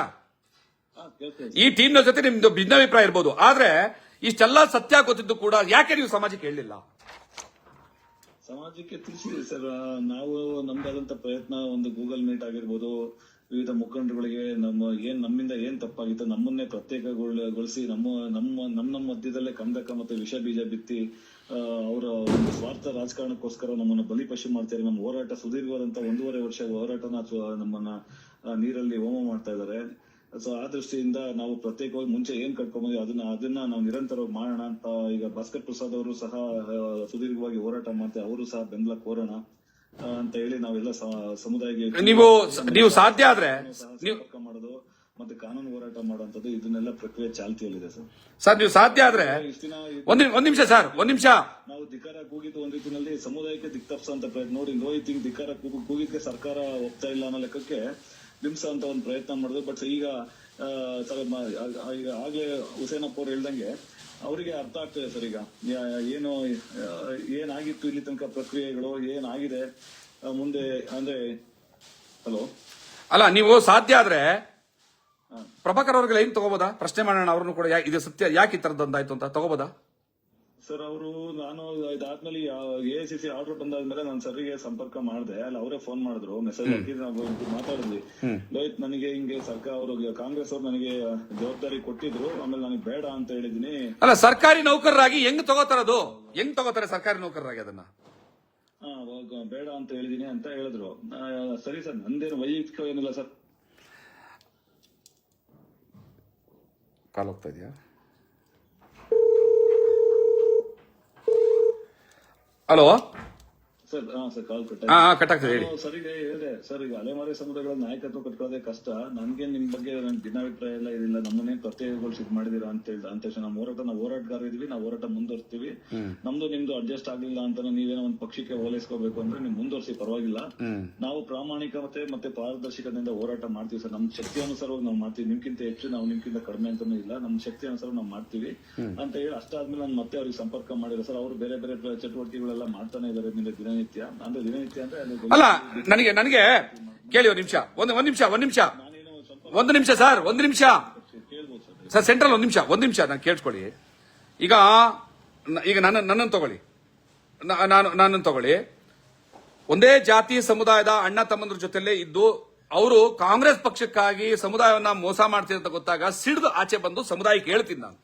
ಆ ರೀತಿಯಾಗಿ ನೀವು ಸಿಡಿದು ಬಂದು ಒಂದು ಪ್ರೆಸ್ ಮೀಟ್ ಮಾಡುವಂತದ್ದು, ಈ ತರ ಸಮುದಾಯಗಳಿಗೆ, ಅಲೆಮಾರಿಗಳಿಗೆ ನಿಜವಾಗ್ಲೂ ಈ ರೀತಿಯಾದಂತಹ ಅನ್ಯಾಯ ಮಾಡ್ತಾ ಇದ್ದಾರೆ ಅಂತ ಹೇಳುವಂತಹ ಒಂದು ಎದೆಗಾರಿಕೆಯನ್ನು, ಗಟ್ಟಿತನವನ್ನು ಯಾಕೆ ತೋರಿಸಲಿಲ್ಲ? ನೀವು ಮಾಡಬೇಕಿತ್ತಲ್ಲ. ಅಲೆಮಾರಿಗಳ ವಿಚಾರದಲ್ಲಿ ನಾವು ಏನ್ ತ್ಯಾಗ ಮಾಡೋಕ್ಕೂ ರೆಡಿ ಇರಬೇಕಿತ್ತು, ಯಾಕೆ ಮಾಡ್ಲಿಲ್ಲ ನೀವು ಅದನ್ನ? ಸರ್ ತಿಳಿಸಿದೀವಿ ಸರ್ ಸಮುದಾಯಕ್ಕೆ, ಬಟ್ ಅದೇ ಒಂದು ಪ್ರೆಸ್ ಮೀಟ್ ಮಾಡ್ಬೇಕಿತ್ತು ನೀವು ಹೇಳ್ದಂಗೆ. ಬಟ್ ನಾವು ತೀರಾ ವೈಯಕ್ತಿಕ ಆಗ್ಬಿಡುತ್ತೇನೋ ಅಂತ ತುಂಬಾ ಸರ್, ವೈಯಕ್ತಿಕ ಹೆಂಗಾಗತ್ತೆ? ಇಡೀ ಅಲೆಮಾರಿಗಳ ಬದುಕುಗಳಿಗೆ ಅನ್ನೋಕ್ಕಿಂತ ಏನೋ ಟಾರ್ಗೆಟ್ ಮಾಡಿ ನಾವು ತಪ್ಪು ಅಲ್ಲ. ಆ ರೀತಿ ನಾವೇ ಸಾಫ್ಟ್ ಆಗ್ಲಿ ಸರ್, ಇಷ್ಟೇ ಬಿಟ್ಟರೆ ಇಲ್ಲ. ನೋಡಿ, ಯಾರದೋ ಒಬ್ಬ ವ್ಯಕ್ತಿಗತವಾದಂತಹ ಹಿತಾಸಕ್ತಿ ಅಥವಾ ಬೇಜಾರ್ ಮಾಡ್ಕೊಳ್ತಾರೆ ಅನ್ನೋದಕ್ಕೆ ನೀವು ಸುಮ್ಮನೆ 49 ಅಲೆಮಾರಿ ಸಮುದಾಯಗಳಿಗೆ ಅನ್ಯಾಯ ಮಾಡ್ದಂಗ ಆಯ್ತಲ್ಲ. ಈಗ ನೀವು ಅವ್ರು ಬೇಜಾರ್ ಮಾಡ್ಕೊಳ್ತಾರೆ ಅಂತ ನೀವು ಸುಮ್ಮನೆ ಇರೋದಾದ್ರೆ, ಅಲ್ಲ, ಒಂದ್ ನಿಮಿಷ ಸರ್, ಒಂದ್ ನಿಮಿಷ ಪ್ಲೀಸ್, ಒಂದ್ ನಿಮಿಷ ಕೇಳಿಸ್ಕೊಳ್ಳಿ. ಪ್ರವಾಸ ಮಾಡಿದಿರಾ? ಬಾರಿ ಇಲ್ಲ, ಕಟ್ ಮಾಡಿದ್ದೀನಿ. ಒಂದು ನಿಮಿಷ ಕೇಳಿಸ್ಕೊಳ್ಳಿ, ಪ್ಲೀಸ್ ಕೇಳಿಸ್ಕೊಳ್ಳಿ. ಈಗ ಸರ್, ಇಲ್ಲ, ಒಂದ್ ನಿಮಿಷ ಕಟ್ ಮಾಡಿ. ಈಗ ಏನಂತಂದ್ರೆ, ನೀವು ಅವ್ರು ನಿಮ್ ಮೇಲೆ ಬೇಜಾರ್ ಮಾಡ್ಕೋಬಹುದೇನೋ ಅನ್ನೋ ಕಾರಣಕ್ಕೆ ನೀವು ಸತ್ಯ ಹೇಳೋದಕ್ಕೆ ಹಿಂಜರಿತೀರಿ ಅಂತಾದ್ರೆ, ಸಿದ್ದರಾಮಯ್ಯನವ್ರು ಬೇಜಾರ್ ಮಾಡ್ಕೋಬಹುದೇನೋ ಅನ್ನೋ ಕಾರಣಕ್ಕೆ ಅವ್ರು ಹಿಂಜರಿದ್ರಲ್ಲಿ ಏನ್ ತಪ್ಪಿಲ್ವಲ್ಲ ಹಂಗಾದ್ರೆ? ಸೊ ನೀವು ಸಮುದಾಯಕ್ಕೆ ಈ ಸತ್ಯವನ್ನ ಇಡಬೇಕಿತ್ತು ಅಂತ ನನ್ನ ಅಭಿಪ್ರಾಯ. ಇದು ಇರ್ಲಿ, ಆಯ್ತು. ನಿಮ್ಮ ಏನೋ ಆ ಸಂದರ್ಭದ ಇದನ್ನು ಕೂಡ ನಾವು ಗಣನೆಗೆ ತಗೊಂಡು ನಾನೀಗ ಪ್ರಭಾಕರ್ ಅವರಿಗೆ ಫೋನ್ ಮಾಡೋಕೆ ಪ್ರಯತ್ನ ಮಾಡ್ತೀನಿ. 6198523 ನಾನು ಈಗ ಪ್ರಭಾಕರ್ ಅವರಿಗೆ ಫೋನ್ ಮಾಡಿದ್ದೀನಿ ನೇರವಾಗಿ. ಇದು ಭಯಾನಕ ಸತ್ಯ ಅಂತ ಅನ್ಸಿಲ್ವಾ? ಅವ್ರು ಯಾರು ಹೇಳಿದ್ರು ಯಾವ ಭಯಾನಕನೂ ಇಲ್ಲ, ಏನೂ ಇಲ್ಲ ಇದರಲ್ಲಿ ಅಂತ. ಫೋನ್ ರಿಂಗ್ ಆಗ್ತಿದೆ. ಹಲೋ ಸರ್, ನಮಸ್ಕಾರ. ನಾನು ಭಾಸ್ಕರ್ ಪ್ರಸಾದ್ ಮಾತಾಡ್ತೀನಿ ಸರ್. ನಮಸ್ಕಾರ ಭಾಸ್ಕರ್ ಪ್ರಸಾದ್ ಅವರು, ಹೇಳಿ ಸರ್. ಲೈವ್ ಅಲ್ಲಿ ಇದ್ದೀನಿ, ಲೈವ್ ಅಲ್ಲಿ ಫೋನ್ ತಗೊಂಡಿದ್ದೀನಿ. ತೊಂದರೆ ಇಲ್ವಾ? ಮಾತಾಡ್ಬೋದಾ? ಯಾಕಂದ್ರೆ ನಿಮ್ಗೆ ಮುನ್ಸೂಚನೆ ಕೊಡದೆ ತಗೊಂಡಿದ್ದೀನಿ. ನೀವು ಕಂಟಿನ್ಯೂ ಮಾಡಿ ಅಂದ್ರೆ ಮಾಡ್ತೀನಿ. ಅದಕ್ಕೋಸ್ಕರ ಕೆಲವು ಪ್ರಶ್ನೆಗಳಿದಾವೆ ಅಲೆಮಾರಿಗಳಿಗೆ ಸಂಬಂಧಪಟ್ಟಂತೆ. ಅಲೆಮಾರಿಗಳಿಗೆ ನ್ಯಾಯ ಕೊಡಿಸೋ ನಿಟ್ಟಿನಲ್ಲಿ ದೆಹಲಿಗೆ ಅವ್ರನ್ನ ಕರ್ಕೊಂಡೋಗಿ ಅವ್ರಿಗೆ ಕರ್ನಾಟಕ ರಾಜ್ಯ ಸರ್ಕಾರ ತಾತ್ವಿಕವಾಗಿ ಒಪ್ಪಿಗೆ ನೀಡಿದೆ, ನಮಗೆ ಜಯ ಸಿಕ್ಕಿದೆ ಅನ್ನುವಂತ ಘೋಷಣೆಯೊಂದಿಗೆ ವಾಪಸ್ ಬಂದ್ರಿ. ಹೌದಲ್ವಾ ಸರ್? ಯಾವ ರೀತಿಯ ತಾತ್ವಿಕವಾದಂತಹ ಗೆಲುವು ಸರ್ ಅದು? ಅಲ್ಲಿ ನಾವು ರಾಹುಲ್ ಗಾಂಧಿ ಅವರನ್ನ ಭೇಟಿ ಮಾಡ್ಬೇಕಂತ ಹೇಳಿ ನಾವು ಹೋದ್ವಿ. ರಾಹುಲ್ ಗಾಂಧಿ ಅವರು ವಿದೇಶಕ್ಕೆ ಹೋಗಿದ್ರು. ಈ ಎರಡನೇದು ವಾಪಸ್ ಬಂದ್ಮೇಲೆ ಅವ್ರ ತಾಯಿಯವ್ರಿಗೆ ಹುಷಾರಿಲ್ಲ ಅಂತ ಗೊತ್ತಾಯ್ತು. ಅವ್ರು ಸಿಮ್ಲಾಕ್ ಹೋದ್ರು. ಅಲ್ಲಿವರೆಗೂ ನಾವು AICC ಬೇರೆ ಬೇರೆ ನಾಯಕರ ಜೊತೆಗೆಲ್ಲ ಮಾತುಕತೆ ಮಾಡಿದ್ವಿ. ಅವರು ರಾಜ್ಯ ಸರ್ಕಾರನು ಸಂಪರ್ಕ ಮಾಡಿ ಇವ್ರಿಗೆ 1% ಮೀಸಲಾತಿ ಕೊಡ್ಬೇಕು ಅಂತ ಅನ್ನೋ ವಿಷಯದಲ್ಲಿ ನಾವು ಸುಮಾರು ಚರ್ಚೆಗಳನ್ನೆಲ್ಲ ಮಾಡಿದ್ರು. ಮಾಡಿ ಆದ್ಮೇಲೆ ಮತ್ತೆ ನಮ್ಮ ಇವರು ಯಾರೋ ಹರಿಪ್ರಸಾದ್ ಅವರು ಅಲ್ಲಿ ಬಂದಾಗ ಅವರು ಸೋಷಿಯಲ್ ವೆಲ್ಫೇರ್ ಮಿನಿಸ್ಟ್ರು ಮತ್ತೆ ಸುರ್ಜೇವಾಲಾ ಅವರು ವೇಣುಗೋಪಾಲ್ ಅವ್ರ ಜೊತೆಗೆ ಮಾತಾಡಿ ಆದ್ಮೇಲೆ ನೇರ ನಾವೆಲ್ಲ ಸಭೆ ಸೇರಿದಾಗ ಮಹದೇವಪ್ಪನವ್ರ ಹತ್ರ ಮಾತಾಡಿದ್ರು. ಮಾತಾಡಿ ಆದ್ಮೇಲೆ ಅವರು ಹೌದು ಇಲ್ಲ 1% ನಾವು ಮೀಸಲಾತಿನ ಕೊಡ್ತೇವೆ, ಅದು ನಮಗೆ ತಾತ್ವಿಕವಾದ ಒಪ್ಪಿಗೆ ಇದೆ, ಅದು ಯಾವ ರೀತಿಯಲ್ಲಿ ಕೊಡ್ಬೋದು 1% ಮೀಸಲಾತಿನ ಅನ್ನೋ ವಿಷಯದಲ್ಲಿ ನಾವು ಚರ್ಚೆ ಮಾಡಿ ಅದನ್ನ ಫೈನಲ್ ಮಾಡೋಣ, ನಾವು ಅದರ ತಾತ್ವಿಕವಾಗಿ ನಾವು ಅದರ ಪರವಾಗಿದ್ದೇವೆ ಅಂತ ಹೇಳಿ ಇವರು ಆಶ್ವಾಸನೆ ಕೊಟ್ರು, ಯಾರೋ ಮಹದೇವಪ್ಪನವರು. ಆ ನಂತರ ನಾವು ಅಲ್ಲಿಂದ ವಾಪಸ್ ಬಂದ್ವಿ ಅವ್ರ ಭರವಸೆ ಮೇರೆಗೆ. ಸರಿ, ನೀವು ವಾಪಸ್ ಬಂದ್ಮೇಲೆ ಕ್ಯಾಬಿನೆಟ್ ಕಂಡಕ್ಟ್ ಆಯ್ತು ಸರ್. ಕ್ಯಾಬಿನೆಟ್ ನಲ್ಲಿ ಈ ಕರ್ನಾಟಕ ರಾಜ್ಯ ಸರ್ಕಾರದ ಕ್ಯಾಬಿನೆಟ್ ನಡೀತು. ಆದ್ರೆ ಅಲ್ಲೇನ್ ತಾತ್ವಿಕ ಒಪ್ಪಿಗೆ ಅಂತ ಒಪ್ಕೊಂಡ್ ಬಂದಂತ ಹೇಳಿದವರು ಇಲ್ಲಿ ಕ್ಯಾಬಿನೆಟ್ ಅಲ್ಲಿ ವಿಷಯವೇ ಪ್ರಸ್ತಾಪ ಆಗ್ಲಿಲ್ಲ. ಇದೆಂತ ಮತ್ತೆ ನ್ಯಾಯ ಸಿಕ್ತು ಅಂತ ಅಲ್ಲ? ಒಂದ್ ನಿಮಿಷ ಸುರ್ಜೇವಾಲಾ ಅವರು, ವೇಣುಗೋಪಾಲ್ ಅವರು, ಹರಿಪ್ರಸಾದ್ ಅವರು ಮತ್ತೆ ಮುಖ್ಯಮಂತ್ರಿಗಳು, ಸಮಾಜ ಕಲ್ಯಾಣ ಸಚಿವರು ಒಂದು ಮೀಟಿಂಗ್ ಮಾಡಿ ಆದ್ಮೇಲೆ ಎಲ್ಲರೂ ಒಂದು ಅಂಶದ ಇದಕ್ಕೆ ಬಂದು ಆ ನಂತರ ಅದನ್ನ ಕ್ಯಾಬಿನೆಟ್ ತರಬೇಕಂತೇನೋ ಮಾತುಕತೆ ಮಾಡಿದಾರಂತೆ. ನನಗೆ ಆ ವಿಷಯ ಗೊತ್ತಿಲ್ಲ. ನನಗೆ ಅಲ್ಲ, ಕ್ಯಾಬಿನೆಟ್ ಆಯ್ತಲ್ಲ, ನೀವು ಬಂದ ಮೇಲೆ ಕ್ಯಾಬಿನೆಟ್ ಮುಗೀತು. ಅದ್ರ ಬಗ್ಗೆ ಇನ್ನು ನಮ್ಮ ಎಲ್ಲರನ್ನು ಸೇರಿಸಿ ಒಂದು ಮೀಟಿಂಗ್ ಇನ್ನೂ ಆಗಿಲ್ಲ. ಮುಖ್ಯಮಂತ್ರಿಗಳು, ಸುರ್ಜೇವಾಲಾ ಅವರು, ವೇಣುಗೋಪಾಲ್ ಅವರು, ಹರಿಪ್ರಸಾದ್ ಅವರು ಎಲ್ಲರೂ ಸೇರಿ ಒಂದು ಮೀಟಿಂಗ್ ಆಗ್ಬೇಕು. ಮತ್ತೆ ನಮ್ಮ ಮಲ್ಲಿಕಾರ್ಜುನ್ ಖರ್ಗೆ ಅವರು ಸೇರಿದಂಗೆ ಆ ಮೀಟಿಂಗ್ ಇನ್ನೂ ಆಗಿಲ್ಲ. ಆದ್ಮೇಲೆ ಏನಾದ್ರೂ ಇದಕ್ಕೆ ತರಬಹುದು, ಮೋಸ್ಟ್ಲಿ ಸರಿಗ ತರಬಹುದು. ಆಯ್ತು. ಈಗ ಮೀಟಿಂಗ್ ಮಾಡಿ ಅದನ್ನ ಕ್ಲಿಯರ್ ಮಾಡಬೇಕು ಅನ್ನೋದಾದ್ರೆ ನಾಗಮೋಹನ್ ದಾಸ್ ಆಯೋಗ ಕೊಟ್ಟಂತಹ ಶಿಫಾರಸ್ಸುಗಳನ್ನ ಕೇರ್ ಮಾಡದೇ ಇರುವಂತ ಸರ್ಕಾರದ ವಿರುದ್ಧ ನಾಗಮೋಹನ್ ದಾಸ್ ಆಯೋಗ 1% ನಿಮ್ಗೆ ಹೆಂಗೆ ಕೊಡಬೇಕು ಅಂತ ಸೈಂಟಿಫಿಕ್ ಆಗಿ ಪ್ರೂವ್ ಮಾಡಿ ಹೇಳಿದ ಮೇಲೂ ಕೂಡ ಅದನ್ನ ಪರಿಗಣಿಸದೆ ಇವರೇ ಬೇಕಾಬಿಟ್ಟಿ ನಿರ್ಧಾರ ತಗೊಂಡ್ ಮಾಡಿದ್ಮೇಲೆ ಹೆಂಗೆ ಕೊಡಬಹುದು ಅಂತ ಈಗ ಚರ್ಚೆ ಮಾಡ್ತೀವಿ ಅನ್ನುವಂತ ಕಾಂಗ್ರೆಸ್ ಬಗ್ಗೆ ನಿಮ್ಗೆ ಸ್ವಲ್ಪನೂ ಆಕ್ರೋಶ ಅನ್ನೋದಿಲ್ವಾ ಸರ್? ಅಲ್ಲ, ಆಕ್ರೋಶನೂ ಇದೆ, ಬೇಸರನೂ ಇದೆ, ಎಲ್ಲದೂ ಇದೆ. ಒಂದು ಏನಂದ್ರೆ 1% ಮೀಸಲಾತಿ ಹೆಂಗ್ ಕೊಡ್ಬೇಕಂತ ಅನ್ನೋದ್ರ ಬಗ್ಗೆ ತುಂಬಾ ವೈಜ್ಞಾನಿಕವಾದ ವರದಿನ ನಾಗಮೋಹನ್ ದಾಸ್ ಅವರು ಕೊಟ್ಟಿದ್ದಾರೆ. ಮತ್ತೆ ಇನ್ನೇನು ಹೊಸ ಚರ್ಚೆ ಇವ್ರದ್ದು? ಕೊಟ್ಟಾದ್ಮೇಲೂ ಈ ತರ ಅಲೆಮಾರಿಗಳಿಗೆ ಅನ್ಯಾಯ ಆಗಿದೆ ಅಂತ ಅನ್ನೋದ್ರ ಬಗ್ಗೆ ನಾವು ಎಲ್ಲಾ ರೀತಿಯಲ್ಲೂ ಅವರಿಗೆ ನಾವು ಮಾಹಿತಿಯನ್ನ ಕೊಟ್ಟಿದವಿ. ಮತ್ತೆ ಇದು ಸರಿಪಡಿಸೋದಕ್ಕೆ ನಾವು ಕೇಳ್ಕೊಂಡಿದವಿ. ಕೇಳ್ಕೊಳ್ಳದೆ ಅವ್ರ ಅಕಸ್ಮಾತ್ ಕೇಳದೆ ಇದ್ದಾಗ ಕೊನೆಗೆ ಅಂತಿಮವಾಗಿ ನ್ಯಾಯಾಂಗ ಹೋರಾಟ ಅಂತೇಳಿ ನಮ್ದೊಂದು ತೀರ್ಮಾನ ಏನ್ ಮಾಡಿದ್ದೇವೆ ಅದಕ್ಕೆ ನಾವು ಮುಂದಾಗ್ತೇವೆ. ಆಯ್ತು. ಹಲೋ ಸರ್, ಕೇಳ್ತಾ ಅದೇ ಈಗ ಕೋರ್ಟ್ ಈಗ ನೀವು ಆಕ್ರೋಶ ಇದೆ ಅಂತಂದ್ರಿ, ಒಪ್ಕೋತೀನಿ, ಆಕ್ರೋಶ ಇದೆ. ಆದ್ರೆ ಇಡೀ ಹೋರಾಟದಲ್ಲಿ ಎಲ್ಲೂ ಕೂಡ ಅಲ್ಲಿನ ಅಲೆಮಾರಿಗಳಿಗೆ ನೀವು ಅಂತಂದ್ರೆ ಪರ್ಟಿಕ್ಯುಲರಿ ನೀವಲ್ಲ, ಪ್ರಭಾಕರ್ ಅವರಲ್ಲ, ಒಟ್ಟಾರೆ ನಾಯಕತ್ವದ ಟೀಮ್ಗೆ ನಾನು ಹೇಳ್ತಾ ಇದ್ದೀನಿ. ಒಟ್ಟಾರೆ ನಾಯಕತ್ವ ಟೀಮ್ಗೆ ನಾವು ನಮ್ಮ ಹೋರಾಟ ಯಾವುದೇ ಕಾರಣಕ್ಕೂ ಮುಖ್ಯಮಂತ್ರಿ ಸಿದ್ದರಾಮಯ್ಯನವರ ಮನಸ್ಸಿಗೆ ಬೇಜಾರಾಗದೇ ಇರೋ ರೀತಿಯಲ್ಲಿ ಮಾಡಬೇಕು, ಕಾಂಗ್ರೆಸ್ಗೆ ಮುಜುಗರವಾಗದೇ ಇರೋ ರೀತಿಯಲ್ಲಿ ಮಾಡಬೇಕು, AICC ಕಚೇರಿಗೆ ಮುತ್ತಿಗೆಯನ್ನ ಹಾಕಬಾರದು, ಆ ಮೂಲಕ ಕಾಂಗ್ರೆಸ್ಗೆ ಯಾವುದೇ ರೀತಿಯಾದಂತಹ ನೋವನ್ನ ಉಂಟು ಮಾಡದ ರೀತಿಯಲ್ಲಿ ಪ್ರತಿಭಟನೆ ಮಾಡಬೇಕು ಅಂತಾರೆ. ಇದನ್ನು ಪ್ರತಿಭಟನೆ ಅಂತ ಕರಿಬಹುದಾ, ಅಡ್ಜಸ್ಟ್ಮೆಂಟ್ ರಾಜಕಾರಣ ಅಂತ ಕರೀತಾರೆ? ಸರ್, ಆತರ ನಾವ್ ಯಾವತ್ತು ಏನನ್ನೂ ನಾವು ಮಾಡಿಲ್ಲ. ಬಟ್ ಆರಂಭದಲ್ಲಿ ಸೆಪ್ಟೆಂಬರ್ 3ನೇ ತಾರೀಕು ಒಂದೇನ್ ಪ್ರತಿಭಟನೆ ಮಾಡಿದ್ವಿ, ಆವಾಗ ನಮ್ದೇ ಒಂದು ನೀತಿ ಸಂಹಿತೆ ನಾವು ಹಾಕೊಂಡಿದ್ವಿ. ಯಾಕಂದ್ರೆ ಅವಾಗ ಮಾತುಕತೆ ಜಾರಿಯಲ್ಲಿತ್ತು ಸರ್ಕಾರದ ಜೊತೆಗೆ. ಧಿಕ್ಕಾರ ಕೂಗಬಾರ್ದು, ಮತ್ತೆ ನಾವು ಸರ್ಕಾರಕ್ಕೆ ಮುಜುಗರ ಈ ಹಂತದಲ್ಲಿ ಉಂಟಾಗಬಾರ್ದು ಅಂತ ಅನ್ನೋದನ್ನ ನಾವು ಸೆಪ್ಟೆಂಬರ್ 3ನೇ ತಾರೀಕು ಮಾಡಿದ್ವಿ ಹೊರತು ಆ ನಂತರ ಆ ತರದೊಂದು ಸಂಹಿತೆನ ನಮ್ಗೆ ನಾವೇನ್ ಹಾಕೊಂಡಿರ್ಲಿಲ್ಲ. ಒಂದು. ಎರಡನೇದು ಏನಂತಂದ್ರೆ ನಾವು ಎಲ್ಲಾ ರೀತಿಯ ಹೋರಾಟಕ್ಕೂ ನಾವು ಸಿದ್ಧ ಆಗಿದ್ವಿ. ಮತ್ತೆ ಒಂದು, ಅಲೆಮಾರಿಗಳ ಸಂಖ್ಯೆ ತುಂಬಾ ಚಿಕ್ಕದು. ನಿಮ್ಗೆ ಗೊತ್ತಿದ್ದಂಗೆ 5.2 ಲಕ್ಷ ಜನ ಇದ್ದೇವೆ ನಾವು.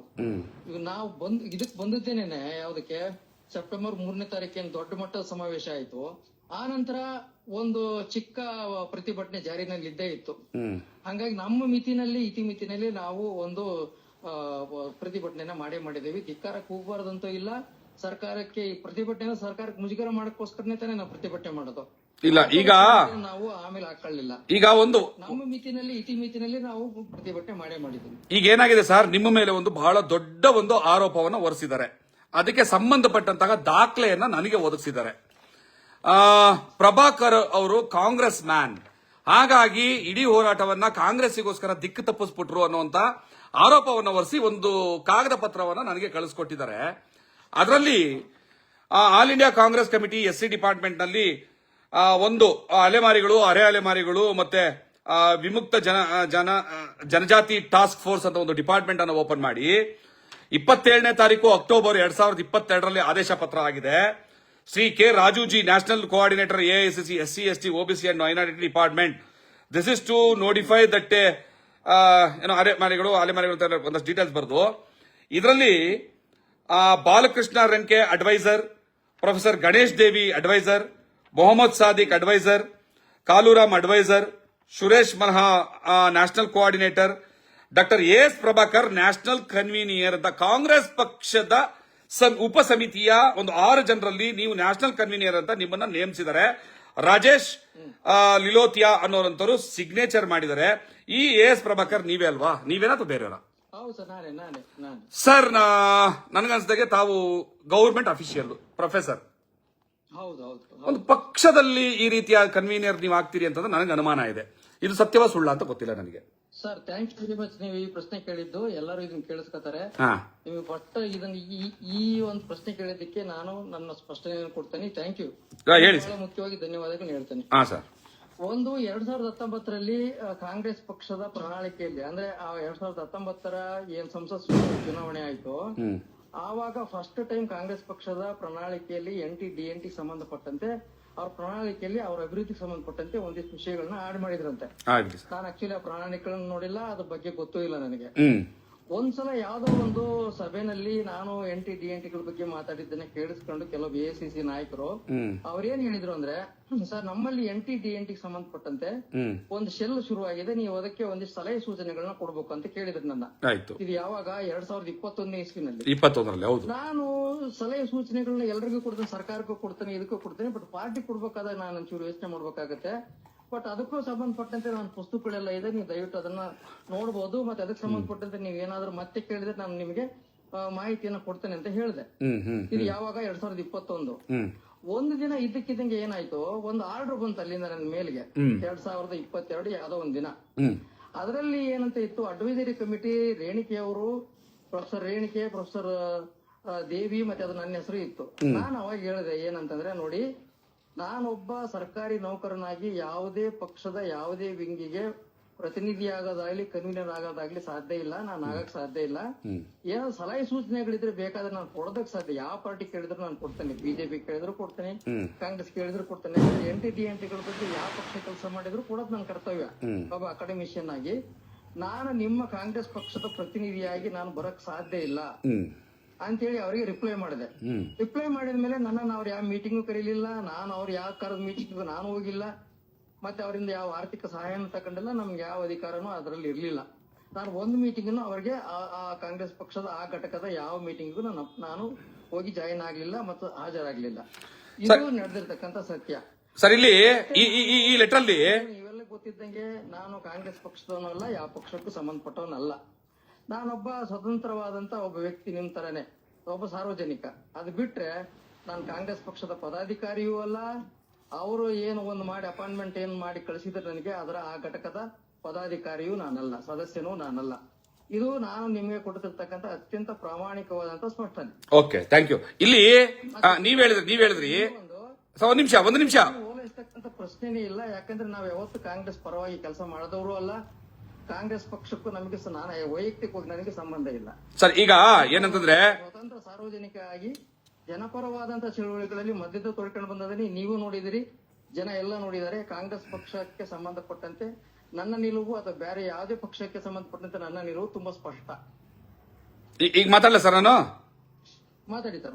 ಈಗ ಇಲ್ಲಿ ನೀವ್ ಹೇಳಿದ್ರಿ ಏನೋ ನಮ್ಮ ಅಲೆಮಾರಿಗಳಿಗೆ ಅರೆ ಅಲೆಮಾರಿಗಳಿಗೆ ಒಂದಷ್ಟು ಅಭಿವೃದ್ಧಿ ಕಾರ್ಯಗಳನ್ನ ಮಾಡೋದಕ್ಕೋಸ್ಕರ ನಾನು ಇಲ್ಲಿ ಏನು ಸಲಹೆಗಳನ್ನ ಕೇಳೋದಕ್ಕೆ ಕಮಿಟಿ ಅಂತಂದ್ರೆ, ಆದ್ರೆ ಇಲ್ಲಿ ಸ್ಪಷ್ಟವಾಗಿ ಲೆಟರ್ ಬರೀತಾರೆ, ಇನ್ ದ SC ಡಿಪಾರ್ಟ್ಮೆಂಟ್ ಅಂದ್ರೆ ಈ ಫೋರ್ಸ್ ನ SC ಡಿಪಾರ್ಟ್ಮೆಂಟ್ ಅಲ್ಲಿ is established to raise the issues of nomadic, semi nomadic and denotified tribes communities and mobilising them to strengthen the Congress party.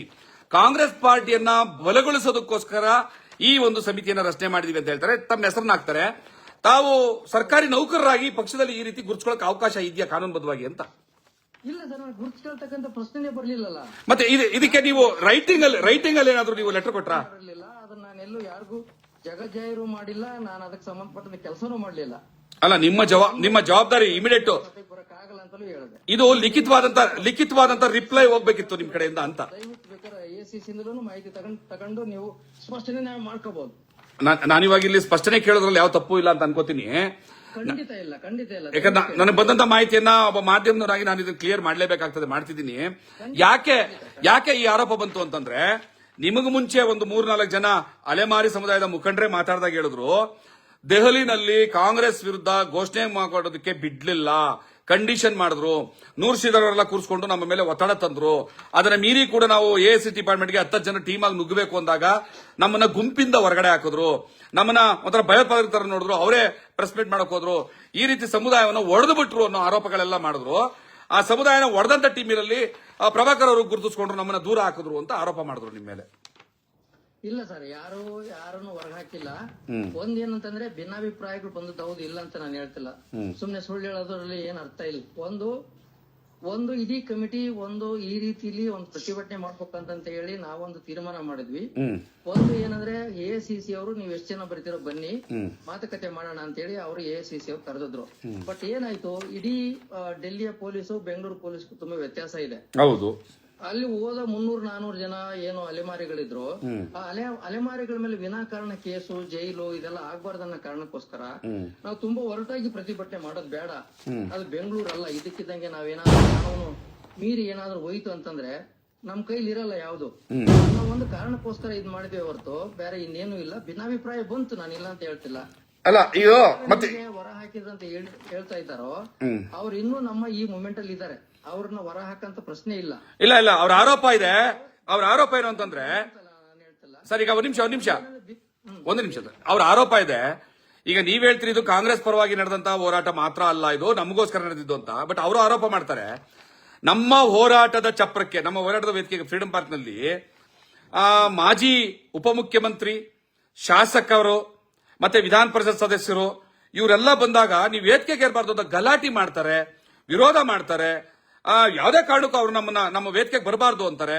ಅಂದಾಗ ಕಾಂಗ್ರೆಸ್ ನಾಯಕರು, ಕಾಂಗ್ರೆಸ್ ಮುಖ್ಯಮಂತ್ರಿ, ಕಾಂಗ್ರೆಸ್ ಸೋಷಿಯಲ್ ವೆಲ್ಫೇರ್ ಡಿಪಾರ್ಟ್ಮೆಂಟ್ ನ್ಯಾಯ ಕೊಡಲ್ಲ ಅಂತ ತೀರ್ಮಾನ ಆದ್ಮೇಲೆ ನೀವು ಪ್ರತಿಭಟನೆ ಕೂತಿರೋದು. ಬಿಜೆಪಿ ಅವರು ಅಲ್ಲಿ ಬಂದ್ರೆ ನೀವು ಸೇರ್ಸೋದಿಲ್ಲ ಅಂತ ಹೋರಾಟ ಮಾಡ್ತೀರಿ, ಗಲಾಟೆ ಮಾಡ್ತೀರಿ, ನೀನ್ ಯಾಕೆ ಕರೆಸ್ದೆ ಅಂತ ಗಲಾಟೆ ಮಾಡ್ತೀರಿ ಅಂತೀರಿ. ಇದರಲ್ಲಿ ಇದನ್ನ ಏನಂತ ತೋರಿಸುತ್ತೆ? ಇಲ್ಲ, ವಾದಿರಾಜ್ ಅವರು ಬಂದಾಗ ಯಾರೋ ಹೊರಟಾಗಿ ನಡ್ಕೊಂಡ್ರು ಅಂತ ಕೇಳಿ ನಾನು ಅವ್ರನ್ನೆಲ್ಲ, ನಾನು ಆಕ್ಚುಲಿ ಮೊದ್ಲು ಈ ಗಲಾಟೆ ನಡೆದಾಗ ನಾನು ಇರ್ಲಿಲ್ಲ. ಅಲ್ಲ, ನಾನು ವಾದಿರಾಜ್ ಅವ್ರ ಬಗ್ಗೆ ಮಾತಾಡಲಿಲ್ಲ, ನಾನು ರಾಜಕಾರಣಿಗಳ ಬಗ್ಗೆ ಮಾತಾಡಿದೆ ಫಸ್ಟ್. ಇಲ್ಲ, ಒಂದ್ ನಿಮಿಷ ಸರ್, ಯಾವ ರಾಜಕಾರಣಿಗಳು ಬರಬಾರ್ದಂತ ನಾವ್ ಯಾವತ್ತೂ ಯಾರಿಗೂ ಹೇಳಿಲ್ಲ ಸರ್. ವಿಡಿಯೋಗಳೆಲ್ಲ ಪ್ರಸಾರ ಆಯ್ತು ಸರ್, ನಾವೆಲ್ಲ ಕಣ್ಣಲ್ಲಿ ನೋಡಿದೀವಿ ಸರ್. ಇಲ್ಲ, CT ರವಿ ಅವ್ರನ್ನ ವೇದಿಕೆ ತಗ್ಬಿಡದೆ ಗಲಾಟೆ ಮಾಡಿದ ನಾನು ವಿಡಿಯೋ ಕಣ್ಣಲ್ಲಿ ನೋಡಿದೀನಿ ಸರ್. ಯಾರೇ ಹೋರಾಟಕ್ಕೆ ಬಂದ್ರು ಪಕ್ಷಾತೀತವಾಗಿ ಎಲ್ಲರೂ ಬರ್ಲಿ ಅಂತಕ್ಕಂತ ಮನಸ್ಥಿತಿ ಇರ್ತಕ್ಕಂಥ ನಾನು ಆತರ ಯಾರಿಗೂ ಅಲ್ಲ ಇಂಡಿವಿಜುವಲ್ ಆಗಿ ನೀವು ತಗೋಬೇಡಿ ಸರ್. ಮುಖಂಡ ಅಂತೂ ಖಂಡಿತ ಅಲ್ಲ, ವೈಯಕ್ತಿಕವಾಗಿ ನೀವು ತಗೋಬೇಡಿ ವಿಚಾರನ. ಈ ವಿಚಾರ ವೈಯಕ್ತಿಕವಾಗಿ ನೀವು ತಗೋಬೇಡಿ. ಒಂದ್ ನಿಮಿಷ ಸರ್, ಭಾಸ್ಕರ್ ಪ್ರಸಾದ್ ಅವರು ಒಂದೇ ನಿಮಿಷ. ನಾನು ಹೋರಾಟದ ಒಟ್ಟಾರೆ ಮುಖಂಡ ಅಲ್ಲ, ನಾನು ಒಬ್ಬ ಕಾರ್ಯಕರ್ತ. ನಾನು ಯಾರಿಗೂ ನಿರ್ಬಂಧ ಹಾಕಿಲ್ಲ. ಯಾರೋ ಒಬ್ರಿಗೆ ವಾದಿರಾಜ್ ಸಾಮರಸ್ಯ ಅವ್ರಿಗೆ ಯಾರೋ ಒಬ್ರು ಏನೋ ಮಾಡಿದ್ರನ್ನ ಕಾರಣಕ್ಕೆ ನಾನು ಅವ್ರನ್ನ ಬೈದ್ಬಿಟ್ಟು ಹೇಳಿದೀನಿ. ಯಾರೇ ನಮಗೆ ಸಪೋರ್ಟ್ ಮಾಡಕ್ ಬಂದ್ರು ದಯವಿಟ್ಟು ಎಲ್ಲರನ್ನ ಗೌರವಿಸಿ. ನಮ್ಮ ಎಲ್ಲ ಈ ನಿಲುವುಗಳು ಬೇರೆ ಇರ್ಬೋದು, ಭಿನ್ನಾಭಿಪ್ರಾಯಗಳು ಇರ್ಬೋದು, ಆದ್ರೆ ನಮ್ಮನ್ನ ಸಪೋರ್ಟ್ ಮಾಡೋದಕ್ಕೆ ಯಾರಾದ್ರೂ ಒಬ್ರು ಬಂದ್ರು ಅಂತಂದ್ರೆ ದಯವಿಟ್ಟು ಯಾವ ಕಾರಣಕ್ಕೂ ಆತರ ಯಾರಿಗೂ ಅವಮಾನ ಮಾಡಬಾರ್ದು ಅಂತ ಬುದ್ಧಿ ಹೇಳಿದ್ದೇನೆ ಹೊರತು ಯಾರಿಗೂ ಬರಬಾರ್ದು ಅಂತ ನಾನು ಯಾವತ್ತೂ, ನಾನಂತೂ ವೈಯಕ್ತಿಕವಾಗಿ, ನಾನು ಮುಖಂಡ ಅಲ್ಲ, ಕಾರ್ಯಕರ್ತ, ಯಾರಿಗೂ ನಾನು ವೈಯಕ್ತಿಕವಾಗಿ ಯಾರಿಗೂ ನಾನು ನಿರ್ಬಂಧ ಹಾಕಿಲ್ಲ. ಇಲ್ಲ, ನಾನು ಅತ್ಯಂತ ಪ್ರಾಮಾಣಿಕವಾದಂತಹ ನನ್ನ ಅಭಿಪ್ರಾಯ. ನಾನಿಲ್ಲಿ ಹೇಳ್ತಾ ಇರೋ ಯಾವುದೇ ವಿಚಾರ ವ್ಯಕ್ತಿಗತವಾಗಿ ಒಬ್ಬರಿಗೆ ಸಂಬಂಧಪಟ್ಟಿದ್ದಲ್ಲ, ನಾಯಕತ್ವ ವಹಿಸ್ಕೊಂಡ ಟೀಮ್ ಬಗ್ಗೆ ನಾನು ಮಾತಾಡ್ತಾ ಇದ್ದೀನಿ. ಮತ್ತೆ ತಾವೇನ್ ಹೇಳಿದ್ರಿ ನಾನು ಯಾರನ್ನೂ ನಿರ್ಬಂಧ ಮಾಡಲಿಲ್ಲ ಅಂತ. ಸೋಷಿಯಲ್ ಮೀಡಿಯಾಗಳಲ್ಲಿ ಲೈವ್ಗಳಲ್ಲಿ ನಾವು ನೇರವಾಗಿ ನೋಡಿದ್ವಿ. ಅವರು ಏನೋ ಬಿಜೆಪಿ ಅವ್ರು ಬಂದಾಗ ಮತ್ತೆ ನಿಮಗೆ ಬೇರೆ ಬಂದಾಗ ಕೊನೆ ಪಕ್ಷ ಈಗ ಹೇಳ್ತೀನಿ ನೋಡಿ, ನಾನು ಆ ವೇದಿಕೆಗೆ ಬರಬಾರ್ದು ಅಂತ ಆಂಜನೇಯವರು ವೇದಿಕೆ ಮೇಲೆ ನಿಂತ್ಕೊಂಡು ಭಾಷಣ ಮಾಡಿದ್ರು, ಅವ್ರನ್ನ ಇಲ್ಲಿ ಸೇರಿಸಬೇಡಿ ಅಂತ. ಅದು ಲೈವ್ ಅಲ್ಲಿ ಎಲ್ಲರೂ ನೋಡಿದ್ದಾರೆ ಸರ್.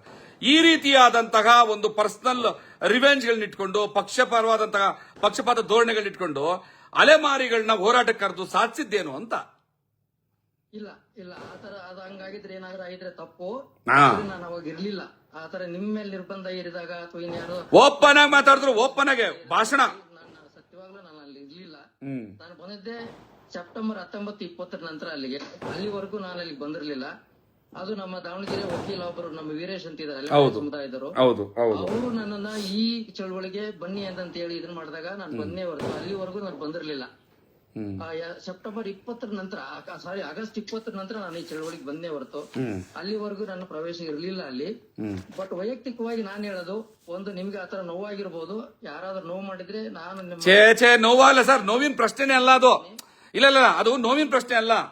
ಯಾರು ಆ ರೀತಿ ಬರಬಾರದು ಅಂತ ತಡರಲ್ಲ, ಅದು ಅವ್ರ ಯೋಗ್ಯತೆಯ ಪ್ರಶ್ನೆ. ನನ್ನ ನೋವಲ್ಲ, ನಾನು ಅದನ್ನ ಮೀರ್ದೋನ್. ನಾನು ವೈಯಕ್ತಿಕವಾಗಿ ನೋಡಿದ್ರೆ ಅದನ್ನ ಮೀರ್ದೋನ್ ನಾನು. ಯಾಕಂದ್ರೆ ಅದು ಒಂದು ವೇದಿಕೆ ಅಂದ್ರೆ 100 ವೇದಿಕೆ ಕಟ್ಟಬಲ್ಲೆ, ಅದು ಕೆಪಾಸಿಟಿ ಇದೆ. ಅದಲ್ಲ, ಅದು ಅವ್ರ ಯೋಗ್ಯತೆ ಪ್ರಶ್ನೆ. ಮತ್ತೆ ಕೊನೆಯದಾಗಿ ಸರ್ ಒಂದು ಪ್ರಶ್ನೆ ಇದೆ, ಇನ್ನೊಂದು ಆರೋಪ ಬಂದಿದೆ. ಇನ್ನು ಕೆಲವೇ ದಿವಸದಲ್ಲಿ ಕರ್ನಾಟಕ ರಾಜ್ಯ ಸರ್ಕಾರದ ಕಾಂಗ್ರೆಸ್ ಪಕ್ಷದ MLCಗಳು 11 ಜನ ಏನೋ ತೆರವುಗೊಳಿಸ್ತಾ ಇದ್ದಾರೆ ಜಾಗ. ಆ ಸಂದರ್ಭದಲ್ಲಿ ಅಲೆಮಾರಿಗಳ ಮುಖಂಡರಲ್ಲಿ ಒಂದಷ್ಟು ಜನರಲ್ಲಿ ಒಬ್ಬರನ್ನ ಆಯ್ಕೆ ಮಾಡಿ, ಇದು ಅಲೆಮಾರಿ ಹೋರಾಟದ ನೇತೃತ್ವ ವಹಿಸಿರುವಂತಹ ಒಂದು ಸಣ್ಣ ಸಂಖ್ಯೆಯ ಅಲೆಮಾರಿ ನಾಯಕರಿಗೆ ಕೊಟ್ಟಿರುವಂತಹ ಆಶ್ವಾಸನೆ ಅಂತ ಕೇಳಿ ಬರ್ತಾ ಇದೆ. ಒಬ್ಬರಿಗೆ ಯಾರಿಗೋ MLC ಮಾಡ್ತೀವಿ, ನೀವು ಈಗೇನು ಪ್ಯಾಕೇಜ್ ನಾವು ಅನೌನ್ಸ್ ಮಾಡಿದೀವಿ ಅಂದ್ರೆ ಆರ್ಥಿಕವಾದಂತಹ ಪ್ಯಾಕೇಜ್, ಅದನ್ನು ಒಪ್ಕೊಂಡು ಅಲೆಮಾರಿಗಳ ಹೋರಾಟ ಕೈ ಬಿಡಬೇಕು ಅನ್ನೋ ಆಮಿಷವನ್ನ ಒಡ್ಡಿದ್ದಾರೆ. ಅದಕ್ಕೋಸ್ಕರ ಇವರು ತಾತ್ವಿಕ ಗೆಲುವು ಸಿಕ್ತು ಅಂತ ಒಪ್ಕೊಂಡು ಈ ಕಡೆ ಬಂದು ಬಿಟ್ರು ಅನ್ನೋ ಆರೋಪ ಇದೆ. MLC ಸೀಟಿಗೋಸ್ಕರ 49 ಸಮುದಾಯಗಳನ್ನ ತಬ್ಬಲಿ ಮಾಡೋದು ಎಷ್ಟು ಮಟ್ಟಕ್ಕೆ ನ್ಯಾಯ ಅಂತ ಸರ್, ಇದನ್ನ ನಾನು ವೈಯಕ್ತಿಕವಾಗಿ ಕೇಳ್ತೀರೋ ಅಥವಾ ಸಾಮುದಾಯಿಕವಾಗಿ ಕೇಳ್ತೀರೋ? ಇಲ್ಲ, ನಾಯಕತ್ವಕ್ಕೆ ಕೊಟ್ಟಿರೋ ಆಮಿಷಗಳು ಇವೆಲ್ಲ ಓಕೆ ಸರ್, ಓಕೆ ನಾನು ಮಾತಾಡ್ಬಿಡ್ತೇನೆ 2 ನಿಮಿಷ. ವೈಯಕ್ತಿಕವಾಗಿ ನಾನು ಕೇಳಿದ್ರೆ, ನಾನೊಬ್ಬ ಮೇಷ್ಟ್ರು, ಓದು ಬರಹ ಪಾಠ ಮಾಡ್ತೇನೆ, ಅಥವಾ ಯಾರಾದ್ರೂ ಕರೆದ್ರೆ ಹೋಗಿ ಭಾಷಣ ಮಾಡ್ತೇನೆ. ನಾನು ಬದುಕಿರೋವರೆಗೂ ಮೇಷ್ಟ್ರಾಗಿನೇ ಬದುಕಿ ಸತ್ತೋಗ್ತಾನೆ.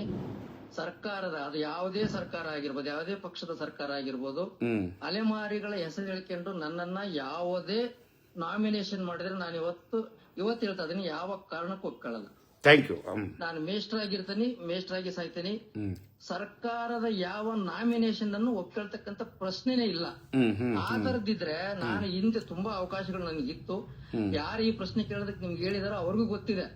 ಏನೋ ಇದನ್ನ ಭಾಸ್ಕರ್ ಪ್ರಸಾದ್ ಕೇಳೋ ಪ್ರಶ್ನೆ ಅಲ್ಲ ಇದು. ಯಾರು ನಿಮ್ಗೆ ಈ ಪ್ರಶ್ನೆ ಕೇಳಿದಾರೋ ಅಲ್ಲ, ಪ್ರಶ್ನೆ ಕೇಳಿರೋದಲ್ಲ, ಇದು ಮಾಹಿತಿ.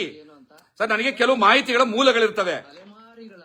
ಅಲೆಮಾರಿಗಳ ಹೆಸರು ಹೇಳಿಕೊಂಡು ಪ್ರಭಾಕರ್ಗೆ ಯಾವುದೇ ನಾಮಿನೇಷನ್ ಬಂದ್ರು, ಸರ್ಕಾರದ ನಾಮಿನೇಷನ್ ಇವತ್ತು ಹೇಳ್ತಾ ಅದನ್ನ ಕೇಳಿ, ಇದು ನಾನು ಬದುಕಿರೋವರೆಗೂ ನಾನು ಇದು ನಡೆಸ್ಕೊಂಡ್ ಬರ್ತಾನೆ. ಯಾವ ಕಾರಣಕ್ಕೂ ಯಾವ್ದನ್ನು ನಾನು ನಾಮಿನೇಷನ್ ಒಪ್ಕೊಳ್ಳಲ್ಲ. ಸರ್, ಹುದ್ದೆಯನ್ನು ವಹಿಸ್ಕೊಳ್ಳಲ್ಲ. ಒಂದು ನಾನು ನಿಮ್ಗೆ ಕ್ಲಿಯರ್ ಮಾಡ್ತೀನಿ, ಇಂಥ ಪ್ರಶ್ನೆ ಕೇಳಿ ಅಂತ ನನಗೆ ಯಾರು ಗೈಡ್ ಮಾಡಕ್ಕಾಗಲ್ಲ. ಆದ್ರೆ ನನಗೆ ಕೆಲವು ಮಾಹಿತಿಗಳ ಮೂಲಗಳಿರ್ತವೆ. ಈಗ ಈ ಲೆಟರ್ ಇಂದ ಬಂತು, ಹಿಂಗೆ ಮಾಹಿತಿ ಮೂಲಗಳಿಂದ ಬರ್ತದೆ. ನಾನು ಅದನ್ನ ನಿಮ್ಮ ಮುಂದೆ ಇಡ್ತಾ ಇದ್ದೀನಿ ಅಷ್ಟೇ. ಇಲ್ಲಿ ನೋಡಿ, ಇಲ್ಲಿ ಜೈ ಭಾರತ್ ಅನ್ನುವಂತಹ ಒಂದು ಅಕೌಂಟ್ ಇಂದ ಒಂದು ಪ್ರಶ್ನೆಯನ್ನು ಎತ್ತಿದ್ದಾರೆ. ಅವಾಗಲೇ ಈ ಹಿಂದೆ ಮಾತಾಡಿದಂತ ವ್ಯಕ್ತಿ ಏನ್ ಹೇಳಿದ್ರು ಅಂತಂದ್ರೆ, ಮಾತನಾಡಿದ ವ್ಯಕ್ತಿ ಒಬ್ರು ಹೇಳಿದ್ರು, ಪ್ರಭಾಕರ್ ಮತ್ತು ಬಾಲಗುರುಮೂರ್ತಿ ಮತ್ತು ಶೇಷಪ್ಪ ಎಂಬುವರು ದೆಹಲಿಯಲ್ಲಿ ಗಟ್ಟಿಯಾಗಿ ಬಾಯಿ ಬಿಡದಂತೆ ನಮ್ಮ ಬಾಯಿ ಮುಚ್ಚಿಸಿದರು. ಎಐಸಿಸಿ ಕಚೇರಿ ಮುಂದೆ ಈ ಸುಳ್ಳು ಎಂದು ಎಐಸಿಸಿ ಕಚೇರಿ ಮುಂದೆ ಬಾಯಿ ಬಿಡಬಾರ್ದು, ಕೂಗಬಾರ್ದು ಅಂತ ನಮ್ಮ ಬಾಯಿ ಮುಚ್ಚಿಸಿದ್ರು. ಇವರಿಂದಲೇ ಹೋರಾಟ ನಶಿಸಿ ಹೋಯ್ತು ಅನ್ನೋ ಆರೋಪ ಮಾಡಿದ್ದಾರೆ ಇಲ್ಲಿ ಲೈವ್ ಅಲ್ಲಿ. ಇಲ್ಲ, ಹೋರಾಟ ವಿಫಲ ಆಯ್ತು ಅಂತ ಹೇಳಕ್ಕಾಗಲ್ಲ. ಮತ್ತೆ ನಾನು ಅಲ್ಲಿ ಧಿಕ್ಕಾರಕ್ಕೆ ಹೋಗಿದ್ದೀನಿ. ನಾನೊಬ್ಬ ಮೇಷ್ಟ್ರಾಗಿನೂ ನಮ್ಗೆ ಆದ ಅನ್ಯಾಯದ ವಿರುದ್ಧ ನಾನೇ ಮೊದಲು ಧಿಕ್ಕಾರಕ್ಕೆ ಹೋಗಿದ್ದೀನಿ. ಅದು ಎಲ್ರಿಗೂ ಗೊತ್ತಿದೆ ಆ ವಿಷಯ. ಮತ್ತೆ ದಿಕ್ ತಪ್ಪಿಸ್ತಕ್ಕಂತ ಪ್ರಶ್ನೆ ಇಲ್ಲ. ನಾನಂತೂ ವೈಯಕ್ತಿಕವಾಗಿ ಅತ್ಯಂತ ಪ್ರಾಮಾಣಿಕವಾಗಿ ಈ ಚಳವಳಿನಲ್ಲಿದ್ದೀನಿ, ಪ್ರಾಮಾಣಿಕವಾಗಿ ಮುಂದುವರಿತೀನಿ. ಮತ್ತೆ ಅಲೆಮಾರಿಗಳಿಗೆ ಏನು 1% ಮೀಸಲಾತಿ ಸಿಗಬೇಕು, ನೀವೆಲ್ಲ ನಮಗೆ ಸಪೋರ್ಟ್ ಮಾಡ್ತಿದ್ದೀರಿ, ನಾವ್ ಯಾವಾಗಲೂ ಇರ್ತೀವಿ. ನಮ್ ಜೊತೆಗಿದೆ. ಹಾ. ಆಯ್ತಾ, ಎಲ್ಲ ಎಡ ಬಲ ಮತ್ತೆ ಎಲ್ಲಾ ಸಮುದಾಯದವರು ಇದಕ್ಕೆ ಒಂದು ಶಕ್ತಿ ತುಂಬಿದ್ದಾರೆ. ನೈತಿಕವಾಗಿ, ತಾತ್ವಿಕವಾಗಿ ಎಲ್ಲಾ ರೀತಿಯ ಬೆಂಬಲವನ್ನು ಕೊಟ್ಟಿದ್ದಾರೆ. ಪ್ರಾಮಾಣಿಕವಾಗಿ ಈ ಚಳವಳಿನಲ್ಲಿ ಪ್ರಾಮಾಣಿಕವಾಗಿ ಇರೋವರೆಗೂ ಈ ಚಳವಳಿಯಲ್ಲಿ ಇರ್ತೀನಿ. ಇಲ್ಲದೆ ಇದ್ರೆ ನಾನು ಚಳವಳಿಯಿಂದ ಆಚೆ ಬರ್ತೇನೆ. ಕೊನೆ ಪ್ರಶ್ನೆ, ಈಗ ನಿಮ್ಮ ನೇಮಕಾತಿಗೆ ಅಂದ್ರೆ ನ್ಯಾಷನಲ್ ಕನ್ವೀನರ್ ನೇಮಕಾತಿ ಆಯ್ತಲ್ಲ, ಇದಕ್ಕೆ ಲಿಖಿತವಾದಂತಹ ನಿರಾಕರಣೆಯ ಉತ್ತರವನ್ನು ಏನಾದ್ರು ಕೊಟ್ಟಿದ್ದೀರಾ ಸರ್ ಯಾವಲ್ಲಾದ್ರು? ಸರ್, ನಾನು ಒಂದು ವಿಷಯ ಏನ್ ಹೇಳ್ತೇನೆ ಅಂತಂದ್ರೆ, ನಾನು ಅದನ್ನ ಬಯಸಿದವನೇ ಅಲ್ಲ. ಅಲ್ಲಲ್ಲ, ಅದು ಬಂದ ಮೇಲೆ, ಯಾಕಂದ್ರೆ ನಿಮ್ಮ ವೃತ್ತಿಯ ಪ್ರಶ್ನೆ ಕೂಡ ಇದ್ರಲ್ಲಿ ಬರ್ತದೆ, ಗೌರವ ಪ್ರಶ್ನೆ ಬರ್ತದೆ. ಈ ರೀತಿಯಾಗಿ ಬಂದಿರೋದು ನನ್ನ ಗಮನಕ್ಕೆ ಬಂದಿಲ್ಲ, ಇದು ನನ್ನ ಅಗತ್ಯ ಇಲ್ಲ ಅಂತ ಲಿಖಿತವಾಗಿ ವಾಪಸ್ ಬರ್ದಿದ್ದೀರಾ ಪತ್ರ ಏನಾದ್ರು ಇವ್ರಿಗೆ? ಇಲ್ಲ, ನಾನು ಬರೆಯಕ್ಕೆ ಹೋಗ್ಲಿಲ್ಲ, ಯಾಕಂದ್ರೆ ನಾನು ಬಯಸಿದವನು ಅಲ್ಲ. ನಾನು ರಾಜೀನಾಮೆ ಕೊಟ್ಟು ಅದನ್ನ ಒಪ್ಕೊಂಡಂಗಾಗತ್ತೆ. ಆರ್ಡರ್ ನಾನು ಒಪ್ಕೊಂಡಂಗಾಗತ್ತೆ. ನಾನು ರಾಜೀನಾಮೆ ಯಾಕೆ ಕೊಡ್ಲಿ? ಅಲ್ದಿದ್ರೆ ಕಂಟಿನ್ಯೂ ಆಗ್ತದಲ್ವಾ ಅದು? ಹಾಕದವನು ಅಲ್ಲ. ಅವ್ರು ಇದಕ್ಕಿದಂಗೆ ನನಗೆ ಅಪಾಯಿಂಟ್ಮೆಂಟ್ ಮಾಡಿದ್ರೆ ನಾನು ಹೆಂಗ್ ಒಪ್ಕೊಳಕ್ಕಾಗತ್ತೆ? ನಾನೊಬ್ಬ ಮಿನಿಸ್ಟರ್ ಆಗಿ ಅಥವಾ ಒಬ್ಬ ಸಾರ್ವಜನಿಕ ಆಗಿ ನಾನು ಒಪ್ಕೊಳಕ್ ಸಾಧ್ಯನೇ ಇಲ್ಲ. ಅದನ್ನೇ ನೀವು ಲಿಖಿತವಾಗಿ ಹೇಳೋದು ಜವಾಬ್ದಾರಿ ನಿಮ್ದಲ್ವಾ ಅಂತ ಹೇಳಿದಿರಾ ಅಂತ ಕೇಳಿದೆ.